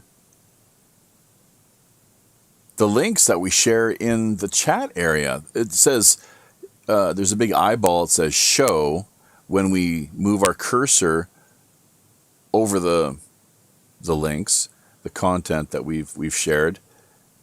So it's essentially blocking us from doing anything. You click on where it says show and there's nothing going on. So I have no idea how they have things structured here, what the whole point of that is. Maybe they are wanting us to pay a little bit of money to be able to click on our own links via Restream. The whole thing seems kind of absurd, but be that as it may, we do encourage people, if they're so inclined, to check out the breaking news URLs that we have put out there regarding this current upsurge in corona cases in South Korea. Recent outbreak, of course. The head of this 사랑제일, as they're known. Sarang is simply love in Korean. Jail is first, I do believe. And we don't have his name here on hand, but just another real nut job, unfortunately. Sociopath. You know, endangering human life. This is one of the things that the wife and I had a bit of a conversation regarding as we did our morning power walk. Been doing that lately since the recent health, you could call it a scare, I suppose. I mean, I was in intensive care for a number of hours, but thankfully that didn't last too long. Made my way out of there. But the endangering human life is really what it boils down to, frankly, is what they are doing. They are just the obstinance. They could not go any further out of their way to pull this sort of thing and to have as many people, it seems, infected as possible. So it's just incredible, totally mind-boggling. These people here, I tell you, man, batshit crazy is the way that that's how I've been putting it as of late. So many of these people around the world, you look what COVID has done to so many people. It's made them completely batshit crazy. Not that bats, I don't think, even had anything to do with how this whole supposed virus, there is some debate regarding that as well too, but how it emerged. My particular way of seeing things is that it was intentionally released at a lower level than what perhaps the likes of Fauci and others out of Harvard University, and perhaps, well, because you see, you know, even Trump, he wants to call it the Chinese virus, but honestly, there's enough blame to go around here. Both sides, you know, should be, what is the term? Copying up? Culpability, responsibility, accountability. Dear God. The Harvard University level 4, North Carolina as well too. We've heard from some people. I don't know if anyone would like to address that or not. But look, man, the spying, the conspiracy, the collusion at the highest levels within the ranks of the world of microbiologists, you find it has a very international flavor. And the States, from what I've seen at least, and Canada, a lot of Chinese, presumably good Chinese Communist Party members, coming to the West, embedding themselves quite easily, getting all the information and knowledge that they want, that they're looking for. And we saw at Harvard there where the FBI made those arrests. The FBI doing a great job, just as they did with respect to what so few people are hearing about, Operation Lurking Giants. If you haven't looked it up, folks, the 1,000 Talents program out of Harvard. And that's with, remember the professor who was arrested, Professor Lieber. That's the first three letters of his surname spell lie. Another not so very nice Jewish man, as I sometimes like to put it. You could have pictures of him, Jeffrey Epstein, and Harvey Weinstein all put together in a meme, and I'm sure that would really probably gain a lot of traction. So that's what we're looking at there. But the Operation Lurking Giants has more to do with almost like a pay-to-play type agenda and program to the tune of countless billions of dollars. The contamination, the infiltration, this cesspool of corruption that has spread and infested throughout the West. And there's so very little being done, so very little in the way of accountability. Many others, like Lieber out there, on the take, filling their pockets, significant amounts of money, along with intelligence, of course, and information. It's just, so what we're looking there, Operation Lurking Giants, basically the admission scandal that we remember hearing about last year out of Hollywood. Now, I'm not too good with the details on that one. I think most people probably do know what I'm getting at, though. That's what we're talking about here, basically, on an international scale. This is not just Hollywood mums trying to, mid-level actresses, kind of B-grade, B-movie actresses, trying to get their children into prestigious universities. This is on an international scale, widespread. That's why it's, I guess, referred to as lurking giants. China, Saudi Arabia, United Arab Emirates, several miscellaneous other Middle Eastern countries were reported to have been implicated. God only knows who else. I'm surprised South Korea didn't find its way onto the list. Really. Quite a history of corruption in this country. Obviously.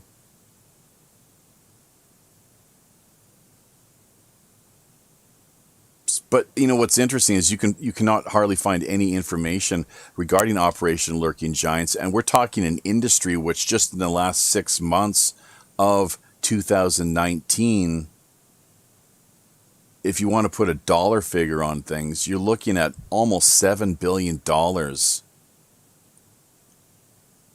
You want to call them slush funds or what have you. Just the bribery. Attempt to these foreigners to buy their children's way into these elite Western universities, have them win a position, all at the expense, presumably, of people who are already American Canadian, European citizens. When Kaiser brought up the term systemic just prior to the break, well, from the sounds of things, folks, this is systemic. And why mainstream media is not talking about this, just as why for so long they chose to ignore the Jeffrey Epstein, the whole ordeal regarding him and his, Ghislaine Maxwell and the underage sex trafficking rings that he was orchestrating, underage prostitution to a large extent as well too, I would argue. I don't know if I'm missing something when it comes to referring to, the majority of the young women we hear about. What were their ages? 16, 17, something in that area. But, accepting money in exchange for certain, what were in many instances sexual favors. Come on, ladies. Why weren't they able to add 2 and 2 together? That being said,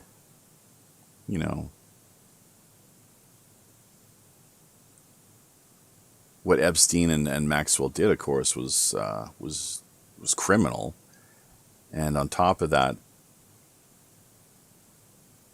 all the video, all the audio, just the blackmail material that they, with Epstein working as he did as a Mossad asset, you got to really wonder. It helps to clarify a few things. There's no doubt about that. As far as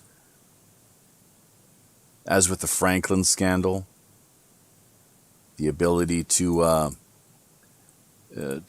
manipulate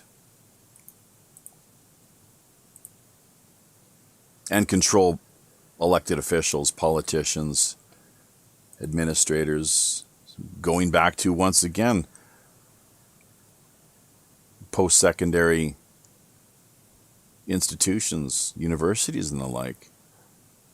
Were there any, perhaps, the Harvard angle is really all roads in this instance, both with COVID and Epstein, lead to Harvard. Isn't that something? That's what we're coming up against here, what we're seeing. I'm just trying to actually take a look at there was a great comment left here, courtesy of Dan Willis, actually, going back to what we have here with the V for Vendetta business. And let's not forget, the movie V for Vendetta came out in 2005. It's about a totalitarian dictatorship that gains its power by what? Creating a society of fear due to an alleged virus spreading throughout the world.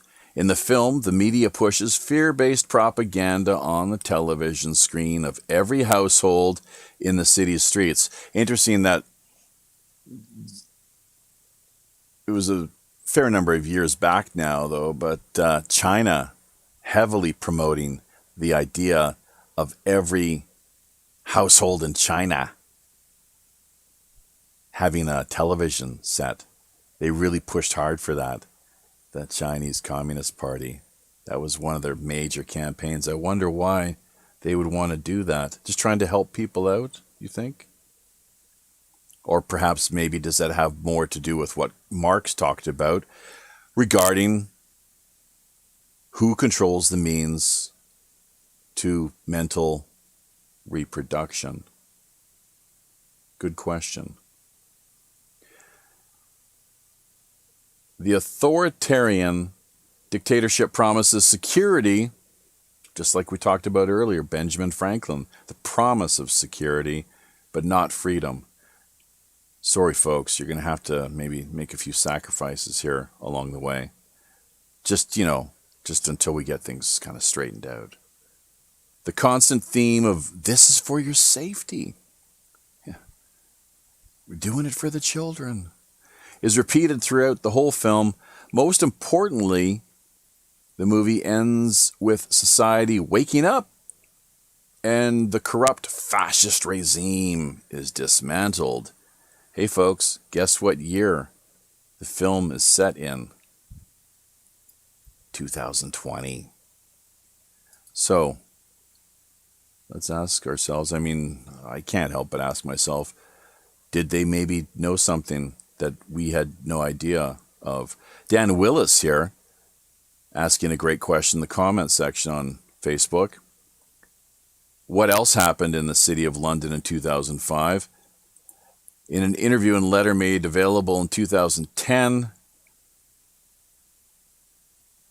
a former serviceman with the British military who later accepted a senior position in the city of London revealed a secret plan made in June of 2005, supported by, oh, surprise, surprise, high-level Masons to support a biological warfare attack against China as part of their, quote, Anglo-Saxon mission, end quote.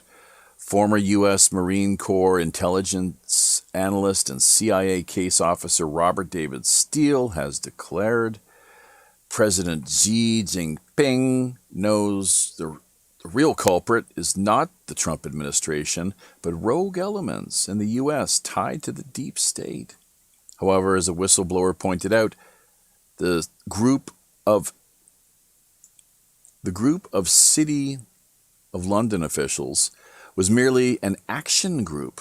The real culprits behind the planned bioweapon attack were higher-level groups associated with elite banking families on the European continent, especially in Italy and the Vatican, working closely behind the scenes with, according to the whistleblower, reptilian extraterrestrial entities. So we'll share this link here with our audience. I think I've done enough talking here over the past few minutes. Looks like a great photo they've got there. I think that's a photo. Is coronavirus a deep state bioweapon attack on China planned in 2005? Wow. Written by Dr. Michael Salla. Yeah, well, Michael Salla, as I understand, he's very much into the whole ET hypothesis and worldview. So who knows? He might be right. But who else do we got there? I know there's Angel was here, and then he dropped out for whatever reason. But I mean, I'm too busy to be trying to track down and keep track of everyone who might want to, add to the conversation. Gentlemen, anyone, anything else that you're seeing take place out via the wider horizon? Go ahead, Kaiser.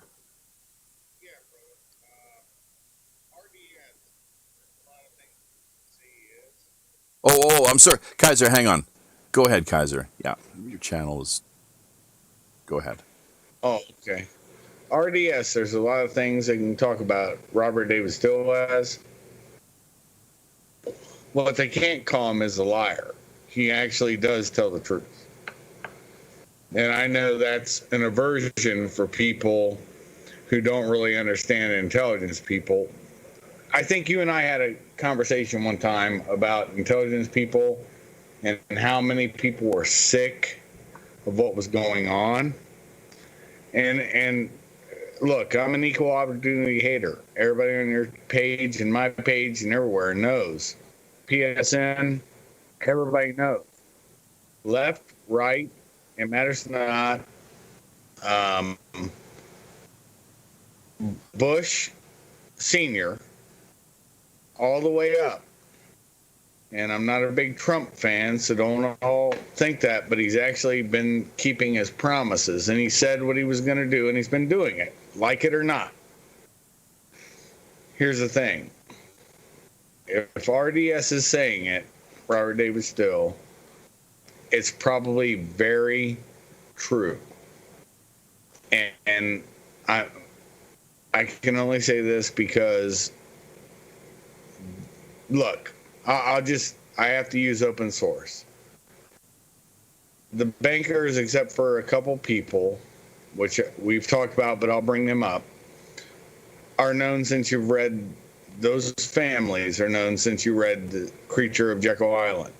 The new family that everybody, it's so poisonous to talk about. George Soros and Alexander Soros. Open Society, and Alexander Soros is the, oh shoot, I'm mind dumping, anyways, I'm old. I'm mind dumping the name of his society. He has a society too. This money's being sprinkled around liberally. People forget Soros almost collapsed the Bank of England by himself. So he's not far off. He even teams up with Cynthia McKinney. You would think that I'd think Cynthia McKinney's an idiot because of what she did in Congress. No, she was actually an intelligent person, and that's where you see the media going after a strong black woman who was a doctor. I don't know what her doctorate's in, but she just left of center. But they went after her, both right-wing and left-wing media went after her incessantly under Clinton. And that's why she's no longer a congresswoman or a senator.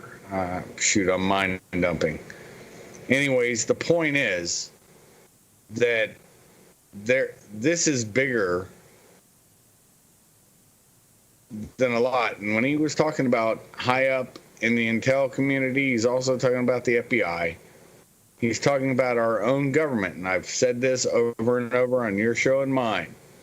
The SES, Special Executive Service, and the SIS, the Special Intelligence Service. Those are people that are making 6 figures a year without overtime, and usually appointed for life. And their normal, Sebastian Gorka once told somebody I know very good, he went into his first meeting when he was made Trump's guy, and he's thinking, oh, I'm going to talk to these guys and everything, and he said, this is the president's policy, we need to implement it. And they're like, that's nice, that's good. Trump will be gone one day, so we're going to continue doing what we're doing. And Trump is actually going to be pulling Americans out of Afghanistan, folks. So I guess he's not really, when both parties hate somebody, he's probably doing the right thing. And that's all I'll say on that. That's my 2 cents on it. You guys can have your own. Yeah, it's a good point. That's a really good point. When both parties hate somebody, he's his own man. There's no doubt about that. He's his own man. So, and a smooth and effective operator who's managed to navigate the. I mean, you talk about shark-infested political waters, Washington D.C. Dear God, it doesn't get any more heavy contact and extreme than that, of course. Where look at the likes of Seth Rich, and I mean, just many others as well too. High-level politicians whose lives were lost in mysterious plane crashes, shall we say, things along those lines. That it's a tough racket, and I do not envy the guy in the least. It would not be an easy job, or there's just so much that's on somebody's shoulders when they're required to serve and act in that capacity at that level. What's interesting about Trump, though, is that unlike Biden, unlike Clinton, Unlike, you could find people on the right as well too in the Republican Party, but Trump is not he's not a long time, lifelong politician. He's not a professional politician. He's been a watcher, an observer of things for quite a few years, and he's had his own way and style of doing business and getting things accomplished and done, like it or not. So you can't take that away from the guy.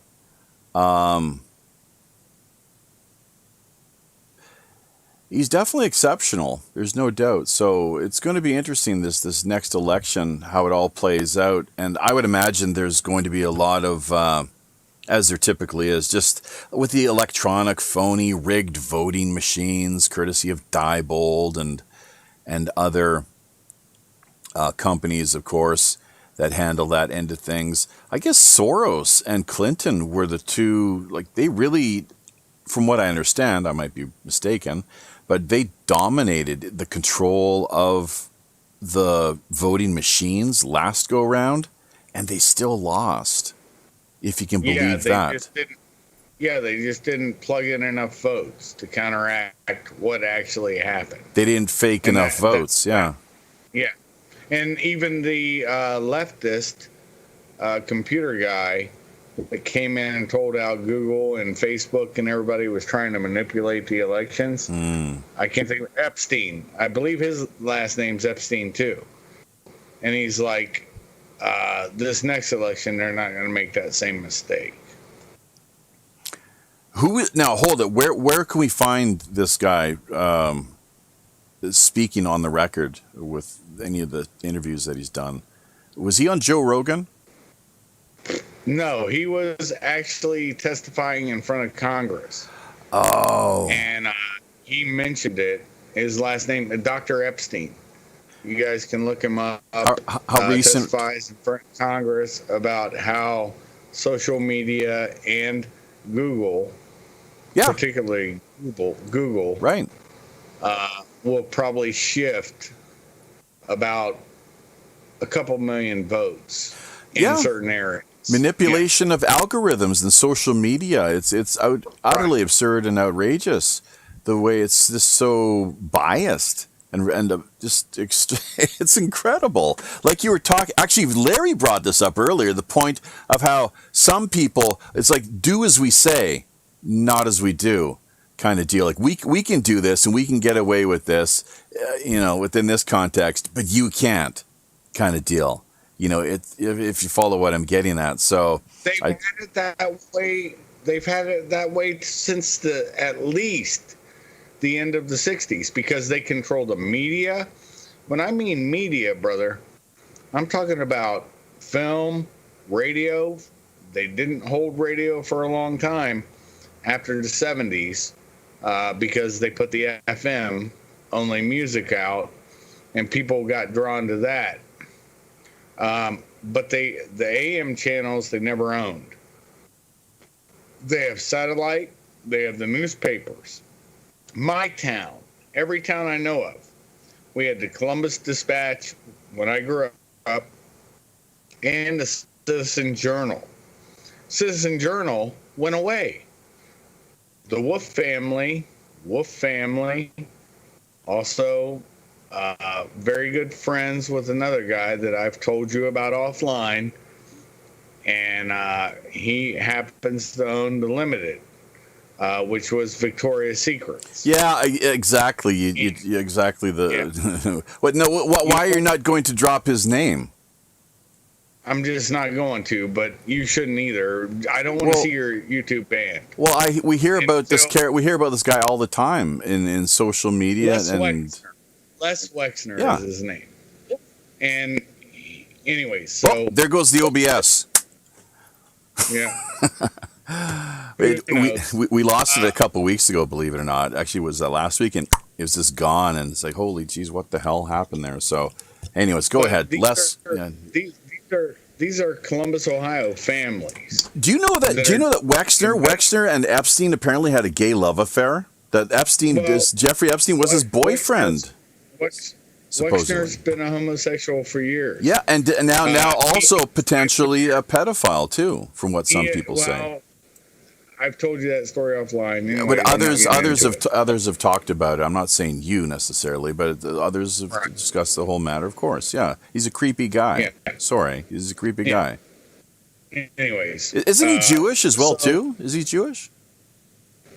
Yes. Yeah. So Wexner, well, there you go. Another not so very nice Jewish man, unfortunately. But then you go into, we've talked Hollywood, the media. You also have to look at that they have academia.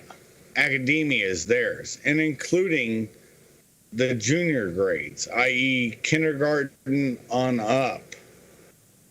That's why you have somebody like Philarchus going out there doing violence when it was banned by any means necessary, using her kids and brainwashing them and bringing them to protest. And book publishing, it's systemic with that, if you want to talk systemic. And the bankers, they're all co-opted. Epstein, Jeffrey Epstein, to be clear, not Dr. Epstein, was very valuable to do that to the banksters. There's a reason why he's a billionaire. What did he produce? Can anybody tell me what he made, what he did to get $1 billion? No. Where'd that money come from? Well, blackmail. It was just a total blackmail. We call it honeypot operation. Blackmail job, but he wasn't blackmailing for money. He was blackmailing for power. Why do you think he got off in his first pedophile case? Yeah, and do you know who they were working for the whole time, apparently, according to... Mossad. Well, it goes further than that. Yes, at a certain level, obviously, but even beyond that. Any guesses? Anyone? I'm not guessing. I'm saying it was Mossad and the U.S. intelligence agency. Okay, well, we'll say the Rothschilds, then. We'll take it a step further and just call it out the Rothschilds. Talk about banksters, though, but there you go. He had them blackmailed, too. I'm sorry? The younger Rothschild. He had the younger Rothschilds blackmailed, too. Did really? Never heard that before. Yes. How about that? What's the deal, then? Let's hear that now. Well, I'm just telling you, he blackmailed everybody. There was video and cassette tape running on. Yeah. Sure. And how about now? And what about Anthony Weiner? Why are we not hearing anything more about Anthony Weiner? Weiner's the reason why the case. Weiner's the reason why that case broke, because of his wife. He had the complete. And New York City police are the ones who actually. Why do you think they're going after New York so hard? Because New York City police are the ones who got Weiner's laptop and saw everything Uma had. Uma Aberdeen, his wife. A Jewish-Muslim marriage. Think about that, folks. This is real deal knowledge. And they saw a lot of videos. But now we're at an election period. They've hamstrung Trump for 3+ years now. They are very afraid that he gets reelected. Look, if he doesn't get reelected, here's what will happen. Everybody who did bullshit, they get off. It's going to be forgotten. They're now going after Donald Trump Jr. again and his Jewish son-in-law. This is a fact. Anyways, I got to go pull some things out of the canning. We're doing the final canning. And if you have more questions, brother, I'll answer them. Okay, yeah. I heard a little, I guess it was a timer alarm set there in the background, so that's great. Shuff back to his kitchen duties. Spaghetti and canning of what sounds like old-fashioned, very wholesome survival foods, really. Straight out of the garden, perhaps. Not too clear on the details there, but hopefully most people have access to a garden, locally, organic. That's straight out of Thomas More's Utopia, believe it or not. In his book Utopia, which the word literally means no place, that everyone had a garden that they were able to sustain themselves with, of course, growing all sorts of delicious agricultural products. Gotta love those herbs too. Let's not forget. Along with the likes of onions, potatoes. Pretty much anything green goes. Herbs and spices, absolutely.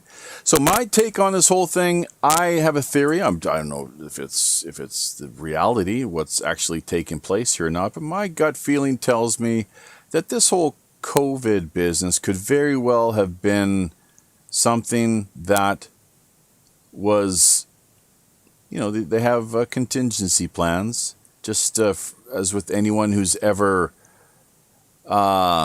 played the Steve Jackson game, Illuminati, heard about it, taken a look at the cards. He lays it out quite nicely there, as a matter of fact. And just a coincidence that he happened to be raided by the FBI back in the day while they were in the process of putting that game together.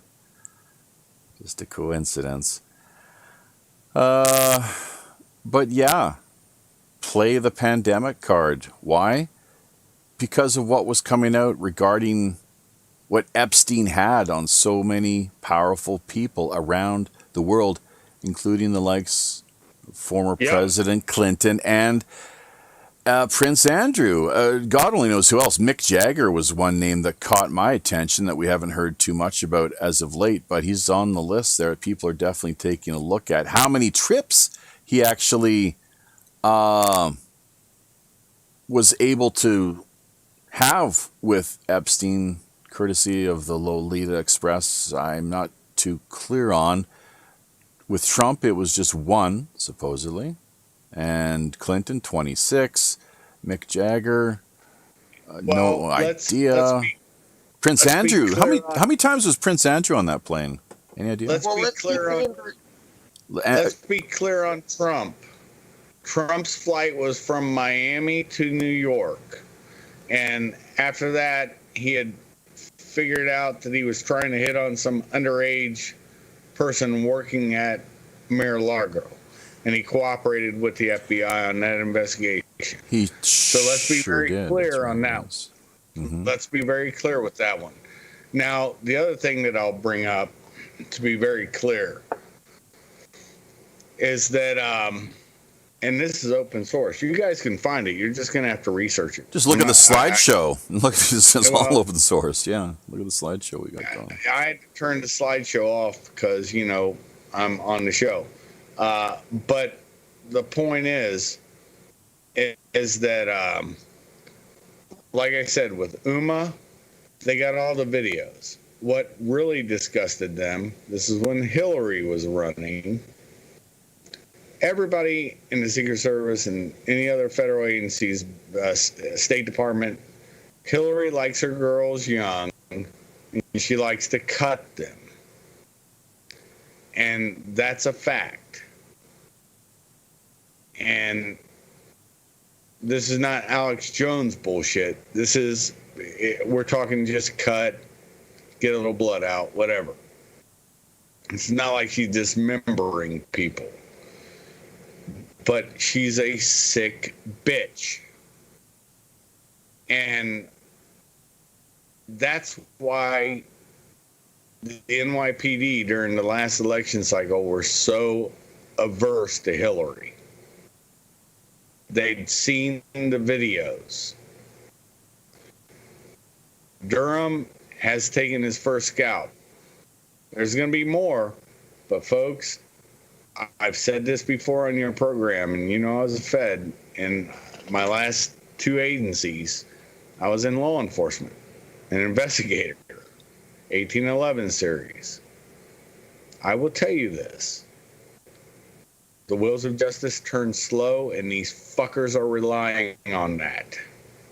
They're going to tie this up in court, and the FBI is pushing back against Judicial Watch, everybody, and so is State Department, to not release things because they're banking that they can get Trump out. If Trump's gone, this goes away like that, we lose our nation, and guess what? There's not another nation you can leave from America to actually find another nation better. You won't find it. There's your key. And don't think COVID happening and BLM and all these riots were arbitrary. This shit's been, like you said, plandemic, planned riot. Yeah, plandemic, scandemic, sure, all those sort of good things. Look, guys, we've only got a few more minutes left. Thank you, as always, Kaiser, for your insight, commentary, analysis. You're definitely, in the know, as it were, and provide us with the quality information and insight that we really appreciate in a big way. So hats off to you. But before we shut things down here, we'd like to hear from everyone, just kind of around the horn kind of deal, I guess, because we are coming to the bottom of the hour right now. But starting with Reverend Jim, and then maybe over to Pirate Larry. But in the meantime, Janie Walker, I've just noticed here, is chiming in courtesy of Facebook. A couple of great comments. If DTP, I see, DDP doesn't win, I can't stand the thought of what will happen to us under Biden. Harris, let's see what she says here. Harris already said she would take guns away with 100 days. That's troubling. If Congress, Senate doesn't do it, she will issue executive order to do so. Since when can the VP issue an executive order? Well, she's going to be replaced quite early on, too, from the sounds of things.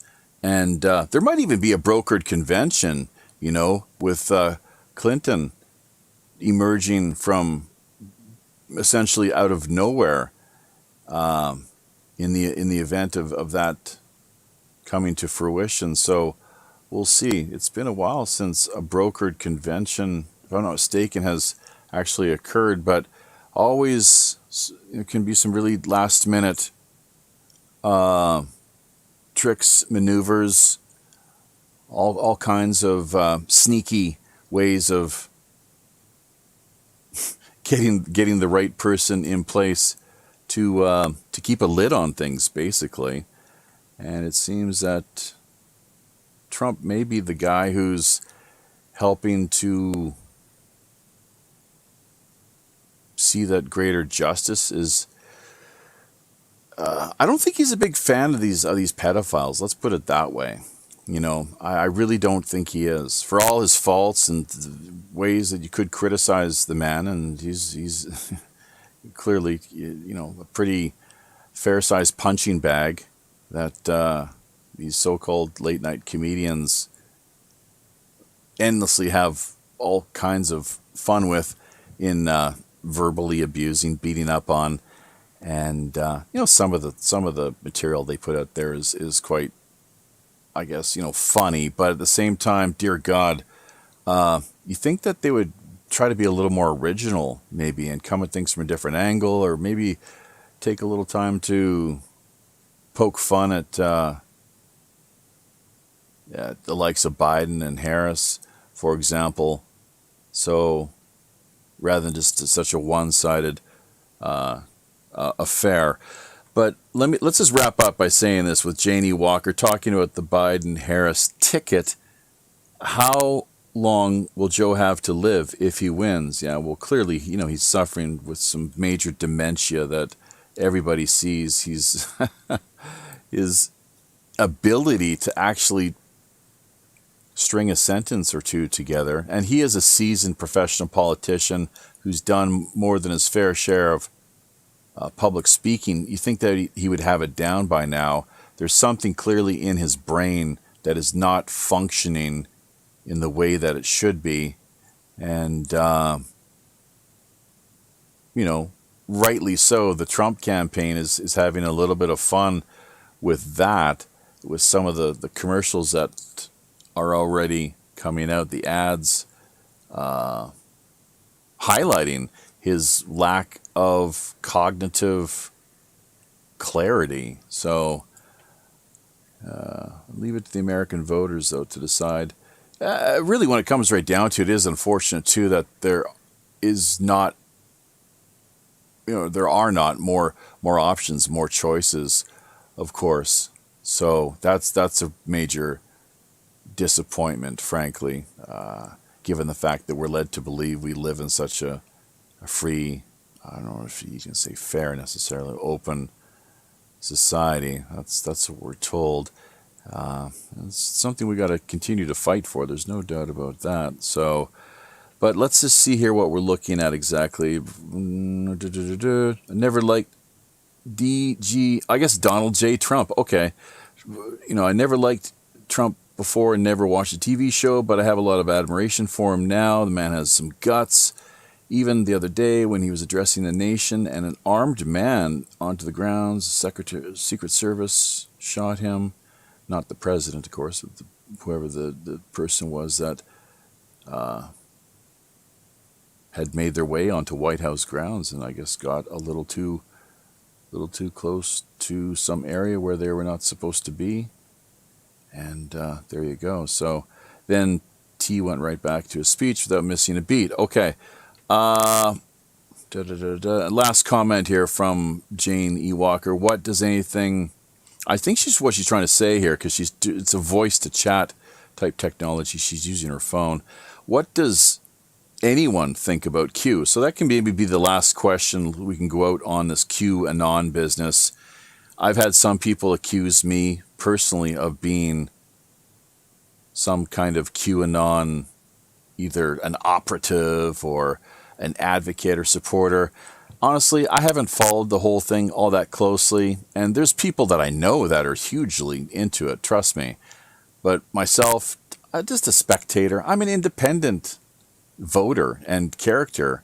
If I had the chance, I'd vote in the Canadian election, but even that is a bit of a stretch, frankly. Given where I currently find myself, it's just not all that practical or convenient when it comes right down to it, unfortunately. On top of that, let's not forget what Stalin told us. I mean, he was really quite upfront with the whole business, something we should all keep in mind and remember. I'll paraphrase now, but it matters not so much who casts the votes as who counts them, essentially. Or I think another way that he might have put it was, you can have all the democracy and voting that you like, not a problem, just so long as I get to count the votes. That is it in a nutshell. That's democracy in its essence, the voting end of things, at least, most definitely. So we got to be careful. And if you want to, even like the Henry Kissinger, for crying out loud, have come out talking about how democracy it's too dangerous for the world and for, his, I think, what do they call them? Atlantic Council, all the various groups that he's a part of course, his vested interests, I guess, would not stand to fare all that well in the event that there were a grassroots type uprising. Who knows? Potentially the man would even find himself in jail or worse. But let me just finish by saying she's asking about QAnon. Facebook took down a Q group with over 200,000 members. Trump knows what's going on and knows what the deep state is doing, but he's a master chess player. In my opinion, he's the only thing standing between us and socialism/communism. There we go. Okay, that is the last note. Can I throw one thing, Japhy? Yeah, go ahead. We're taught in the United States that every vote counts. Well, that would be true if we had a no vote, because right now, I'm not convinced that Trump is what the Q people think and that he's our savior. I really have my suspicions and doubts. but I'm open-minded, trying to be anyway. But we don't have a no vote. We can vote yes for this puppet, or we can vote yes for this puppet. Not voting does not count. Not voting is throwing your vote away. They look at that as, well, that person doesn't care. We're going to do whatever we want anyway. The American citizen needs a no vote, a box that says none of the above. I don't want this guy or anybody running for this party in this office, and I don't want this guy or anybody running for this office, from this party for this office. None of the above. And that is the only way every vote is going to count. Both you can still vote for either puppet you want, or the majority of us can vote none of the above. Let's bring in some new people that aren't part of the corporate agenda and get our nation back. And that's it. Yeah, there we go. Well said. Thank you very much. Definite food for thought. Nations around the world, anyone who's taken any political science classes or just maybe been a lifetime keen observer of things will know that other countries have different systems, different ways of doing things when it comes to running elections. Some are, well, all too many, not that free and fair, unfortunately. And when it comes right down to it, sadly, the U.S. does not really set the best example, I would argue, as far as the transparency and accountability is concerned, doing all they can to keep it free and fair. That's what we would hope for in the ideal context, of course, but things being what they are, it's a little different story. Canada, Australia, Europe, there's different proportional representation, for example, is something I often talk about. And, look, every vote counting, and count every vote, absolutely, and keep these bloody electronic, rigged, hacked in 30 seconds, so-called voting machines out of the equation. That's just utterly, there's nothing good I can say about them whatsoever as far as, contaminating the entire process. Clearly, it's a farce. It's a joke. It's a disgrace, actually, more than anything, a real disgrace. And it's a disgrace that more people don't talk about these things. But hey, we know who sets the agenda. It's we can only do so much here from the underground, working as we do in the independent type media capacity. The real ones who have hold on the hearts and minds of so many are the big corporate media outlets. Clearly, they've got the reach, they've got the viewers. Then again, you look at the types, the likes rather, of Tim Pool, Stefan Molyneux, who I think they shut him down just the other day. Kicked him off of, what was it, probably YouTube. So for what reason, I'm not too sure. But it just goes on and on and on. Silicon Valley techno social media mafia really is what they are. Hashtag the Kraken. That's one large part of what is wrong with the world right now, unfortunately. Stefan was kicked off almost a month and a half ago, and he's on BitChute, and you can also find him on band.video. Right. Thank you for that. That's great to know. Thank you very much. So, yeah, Pirate Larry, let's hear from you. And I think I'm almost completely my energy level right now. I just found out. I don't know if you heard about this, Kaiser, or not, but I had a blood test taken recently. No AIDS or anything like that, thank God. But I've been suffering from anemia pretty much my entire life. So I've got to take iron now once a day, just a couple hours after breakfast, actually, is what the doctor tells me is the way I'm supposed to approach things. It's something that we had diagnosed when I was a kid. And then I just completely almost like forgot about it, thinking, I can live my life not having to take iron. What difference would that make? But I think it really does. I think it really does. That and these morning power walks, they really do help to, both from the standpoint of mental clarity, as well as just the energy that I can bring to the show and share with all of you out there listening. That's kind of what we do here. Prayers and blessings for that, brother. Oh, yeah. Oh, yeah. You heard about that intentional thought experiment that we did? No, I pretty much cut myself off the internet. I only got on to talk to a brother of mine who's working a project, and I saw your message probably 3 hours ago, brother. I see. So that's why it was important to get on cool. with you tonight. Oh, yeah, because you've been pretty busy, obviously, as of late. All right. Well, and Pirate Larry, let's give, he's the wise man, the elder, as it were, and someone who often, almost always really, has some really insightful, choice words for ourselves and our listeners, of course. Unless you've fallen asleep there, I don't know, maybe one too many flagons of grog, one toke over the line. Larry, are you with us?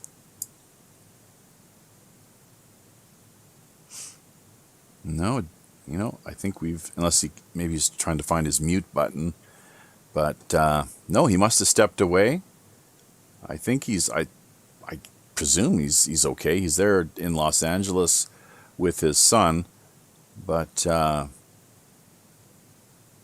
just we'll assume that he's had to attend to some other matters on the side. So, and why rolling blackout? Well, no, he's still here with us. It's just that he's muted and he's not coming through. So he might have stepped away for a moment. That is a good point. Yeah, was it California having those rolling blackouts? We included that in the talking points. So that's quite interesting to take note of. I'm not sure. We do have a few listeners who do join us via California from time to time, and they welcome to all of you. Shout out to our Californian friends, brothers and sisters, and sisters, pirates in arms. That's right, WPRPN, the People's Pirate Network. So Patreon.com as well too. Don't forget to drop by there and help support us. Go ahead, Kaiser. Oh yeah, and like, comment, and share always. If you're able to give a super chat, give a super chat. Not yet. We got 20 more subscribers is what we need, and we can finally qualify again. We can re-qualify, or monetization here get set up. So we're looking forward to that. 20 more subscribers is all we need. Come on, folks. Well, let the world know. Here's the interesting part for folks. I want to know, because California is experiencing the heat wave, they're rolling blackouts. This happened before. And fires now. And we both know a certain lady, Christine, who opened up Worldy, and she lost her mother. And I was just going to ask, how is she doing? That's a good question. I have not talked to Christina Taft in a while, not personally, but she's probably busy as always and on the go. She's a pretty active person, so I think she's getting on with her life. She had the relative the closure that so many people have to contend with, really, when they lose a spouse or a family member, a loved one. That's all part of the life experience. That It's unavoidable. It's inescapable. It's amazing to contemplate, sit back and think about how there's so many ways to leave this world. Heart attack, car crash, a hard right hook to the temple. I think that's, something like that. That's taken out a few people over the years. A bad batch of chili, anything. Just use your imagination. Hurricane, typhoon, but so many ways, a myriad number of ways to leave this world. There's only one way to enter it, to come into this realm of existence in the form of a human, and to experience what we do here, frankly, the ability to speak, hopefully, and converse, and be a part of the community as we're find ourselves coming into adulthood. And so it's really quite something. It's just I think a profound concept. I'm sure there's a lot more that could be said regarding the whole matter. Kaiser, it's with a mother and a father. And father does not mean dad. I'm a bastard. I was fathered. But a dad is something special. I was able to be a dad for my son, and still am. That's an important thing. Because there is a difference. Because a man left unguided, a young man, is prone to do anything. But if they have guidance, they're going to turn out all right. And that's my thoughts. I don't know what you were about to ask me, brother, so go ahead and ask me, and I'll answer that question. Well, I don't know exactly. Can't say I was going to ask you anything in particular. Of course, we've only got a limited amount of time. There's just there's a whole endless number of questions that can be thrown into the mix. That we can use in producing each and every one of the shows that we put together. But I think we've pretty much reached the end of the road here this go around. So just want to thank everybody who did drop in, of course. And we're going to... Can I say one final thing then? Sure. Yeah, just right before we cue up the outro. Q as it stands right now is a fraud. It is a deep state co-op. And it wasn't until about, if you guys look back on Alex Jones and look at Jerome Corsi when he was drunk, and he'd always be saying, and Q says, he had no idea what was being typed because it was answers or questions, not answers. And then you'll find, if you go to the QBot's little site, there's a time when answers were given because of his dumbass shit, Jerome Corsi. And everybody who was on there was blocked from it. That's when it got co-opted. And that's the exact time frame, and it was shortly around Charlottesville time frame. And that's all I have to say on that. All right. Well, we're going to cue up the outro here then. Remind listeners that we will be back this Friday night, come hell or high water, with one guest or another. As with this past Friday, of course, is Penny Bradley. What a show, what a guest that was. People definitely encourage them to check it out in the archives there. Be sure as well to drop by the website, WPRPN.com. Sign up is free. Our email, pirate1radio@protonmail.com. Be sure to take a look at all those social media links we have down, available in the drop-down menu via YouTube. On behalf of Captain Long John Sinclair, all the guys and gals here aboard the Robin Hood, I'm your host as always, the show's Chief Communications Officer, Japhy Ryder. Tally-ho.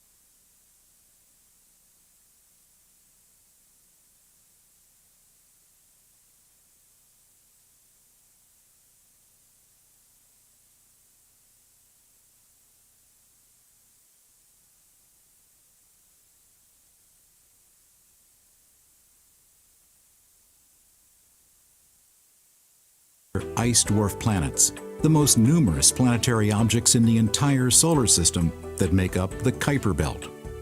Actually, the Kuiper Belt is more like a donut, bulging up above and down below the ecliptic where most of the planets move.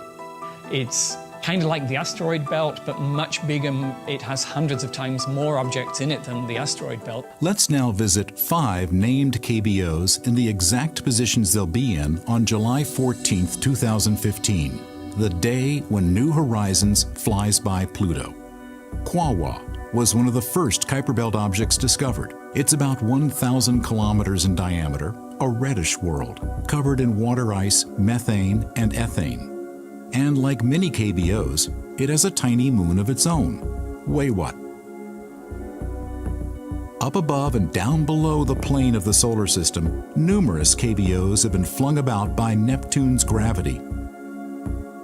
This region is known as the scattered disk. One of the largest of these KBOs, Eris, is close in size to Pluto and is made of rock and methane ice. Astronomers categorize KBOs by the tilt of their orbits relative to the plane of the solar system. And one of the more highly inclined orbits belongs to Makemake, named for a Hawaiian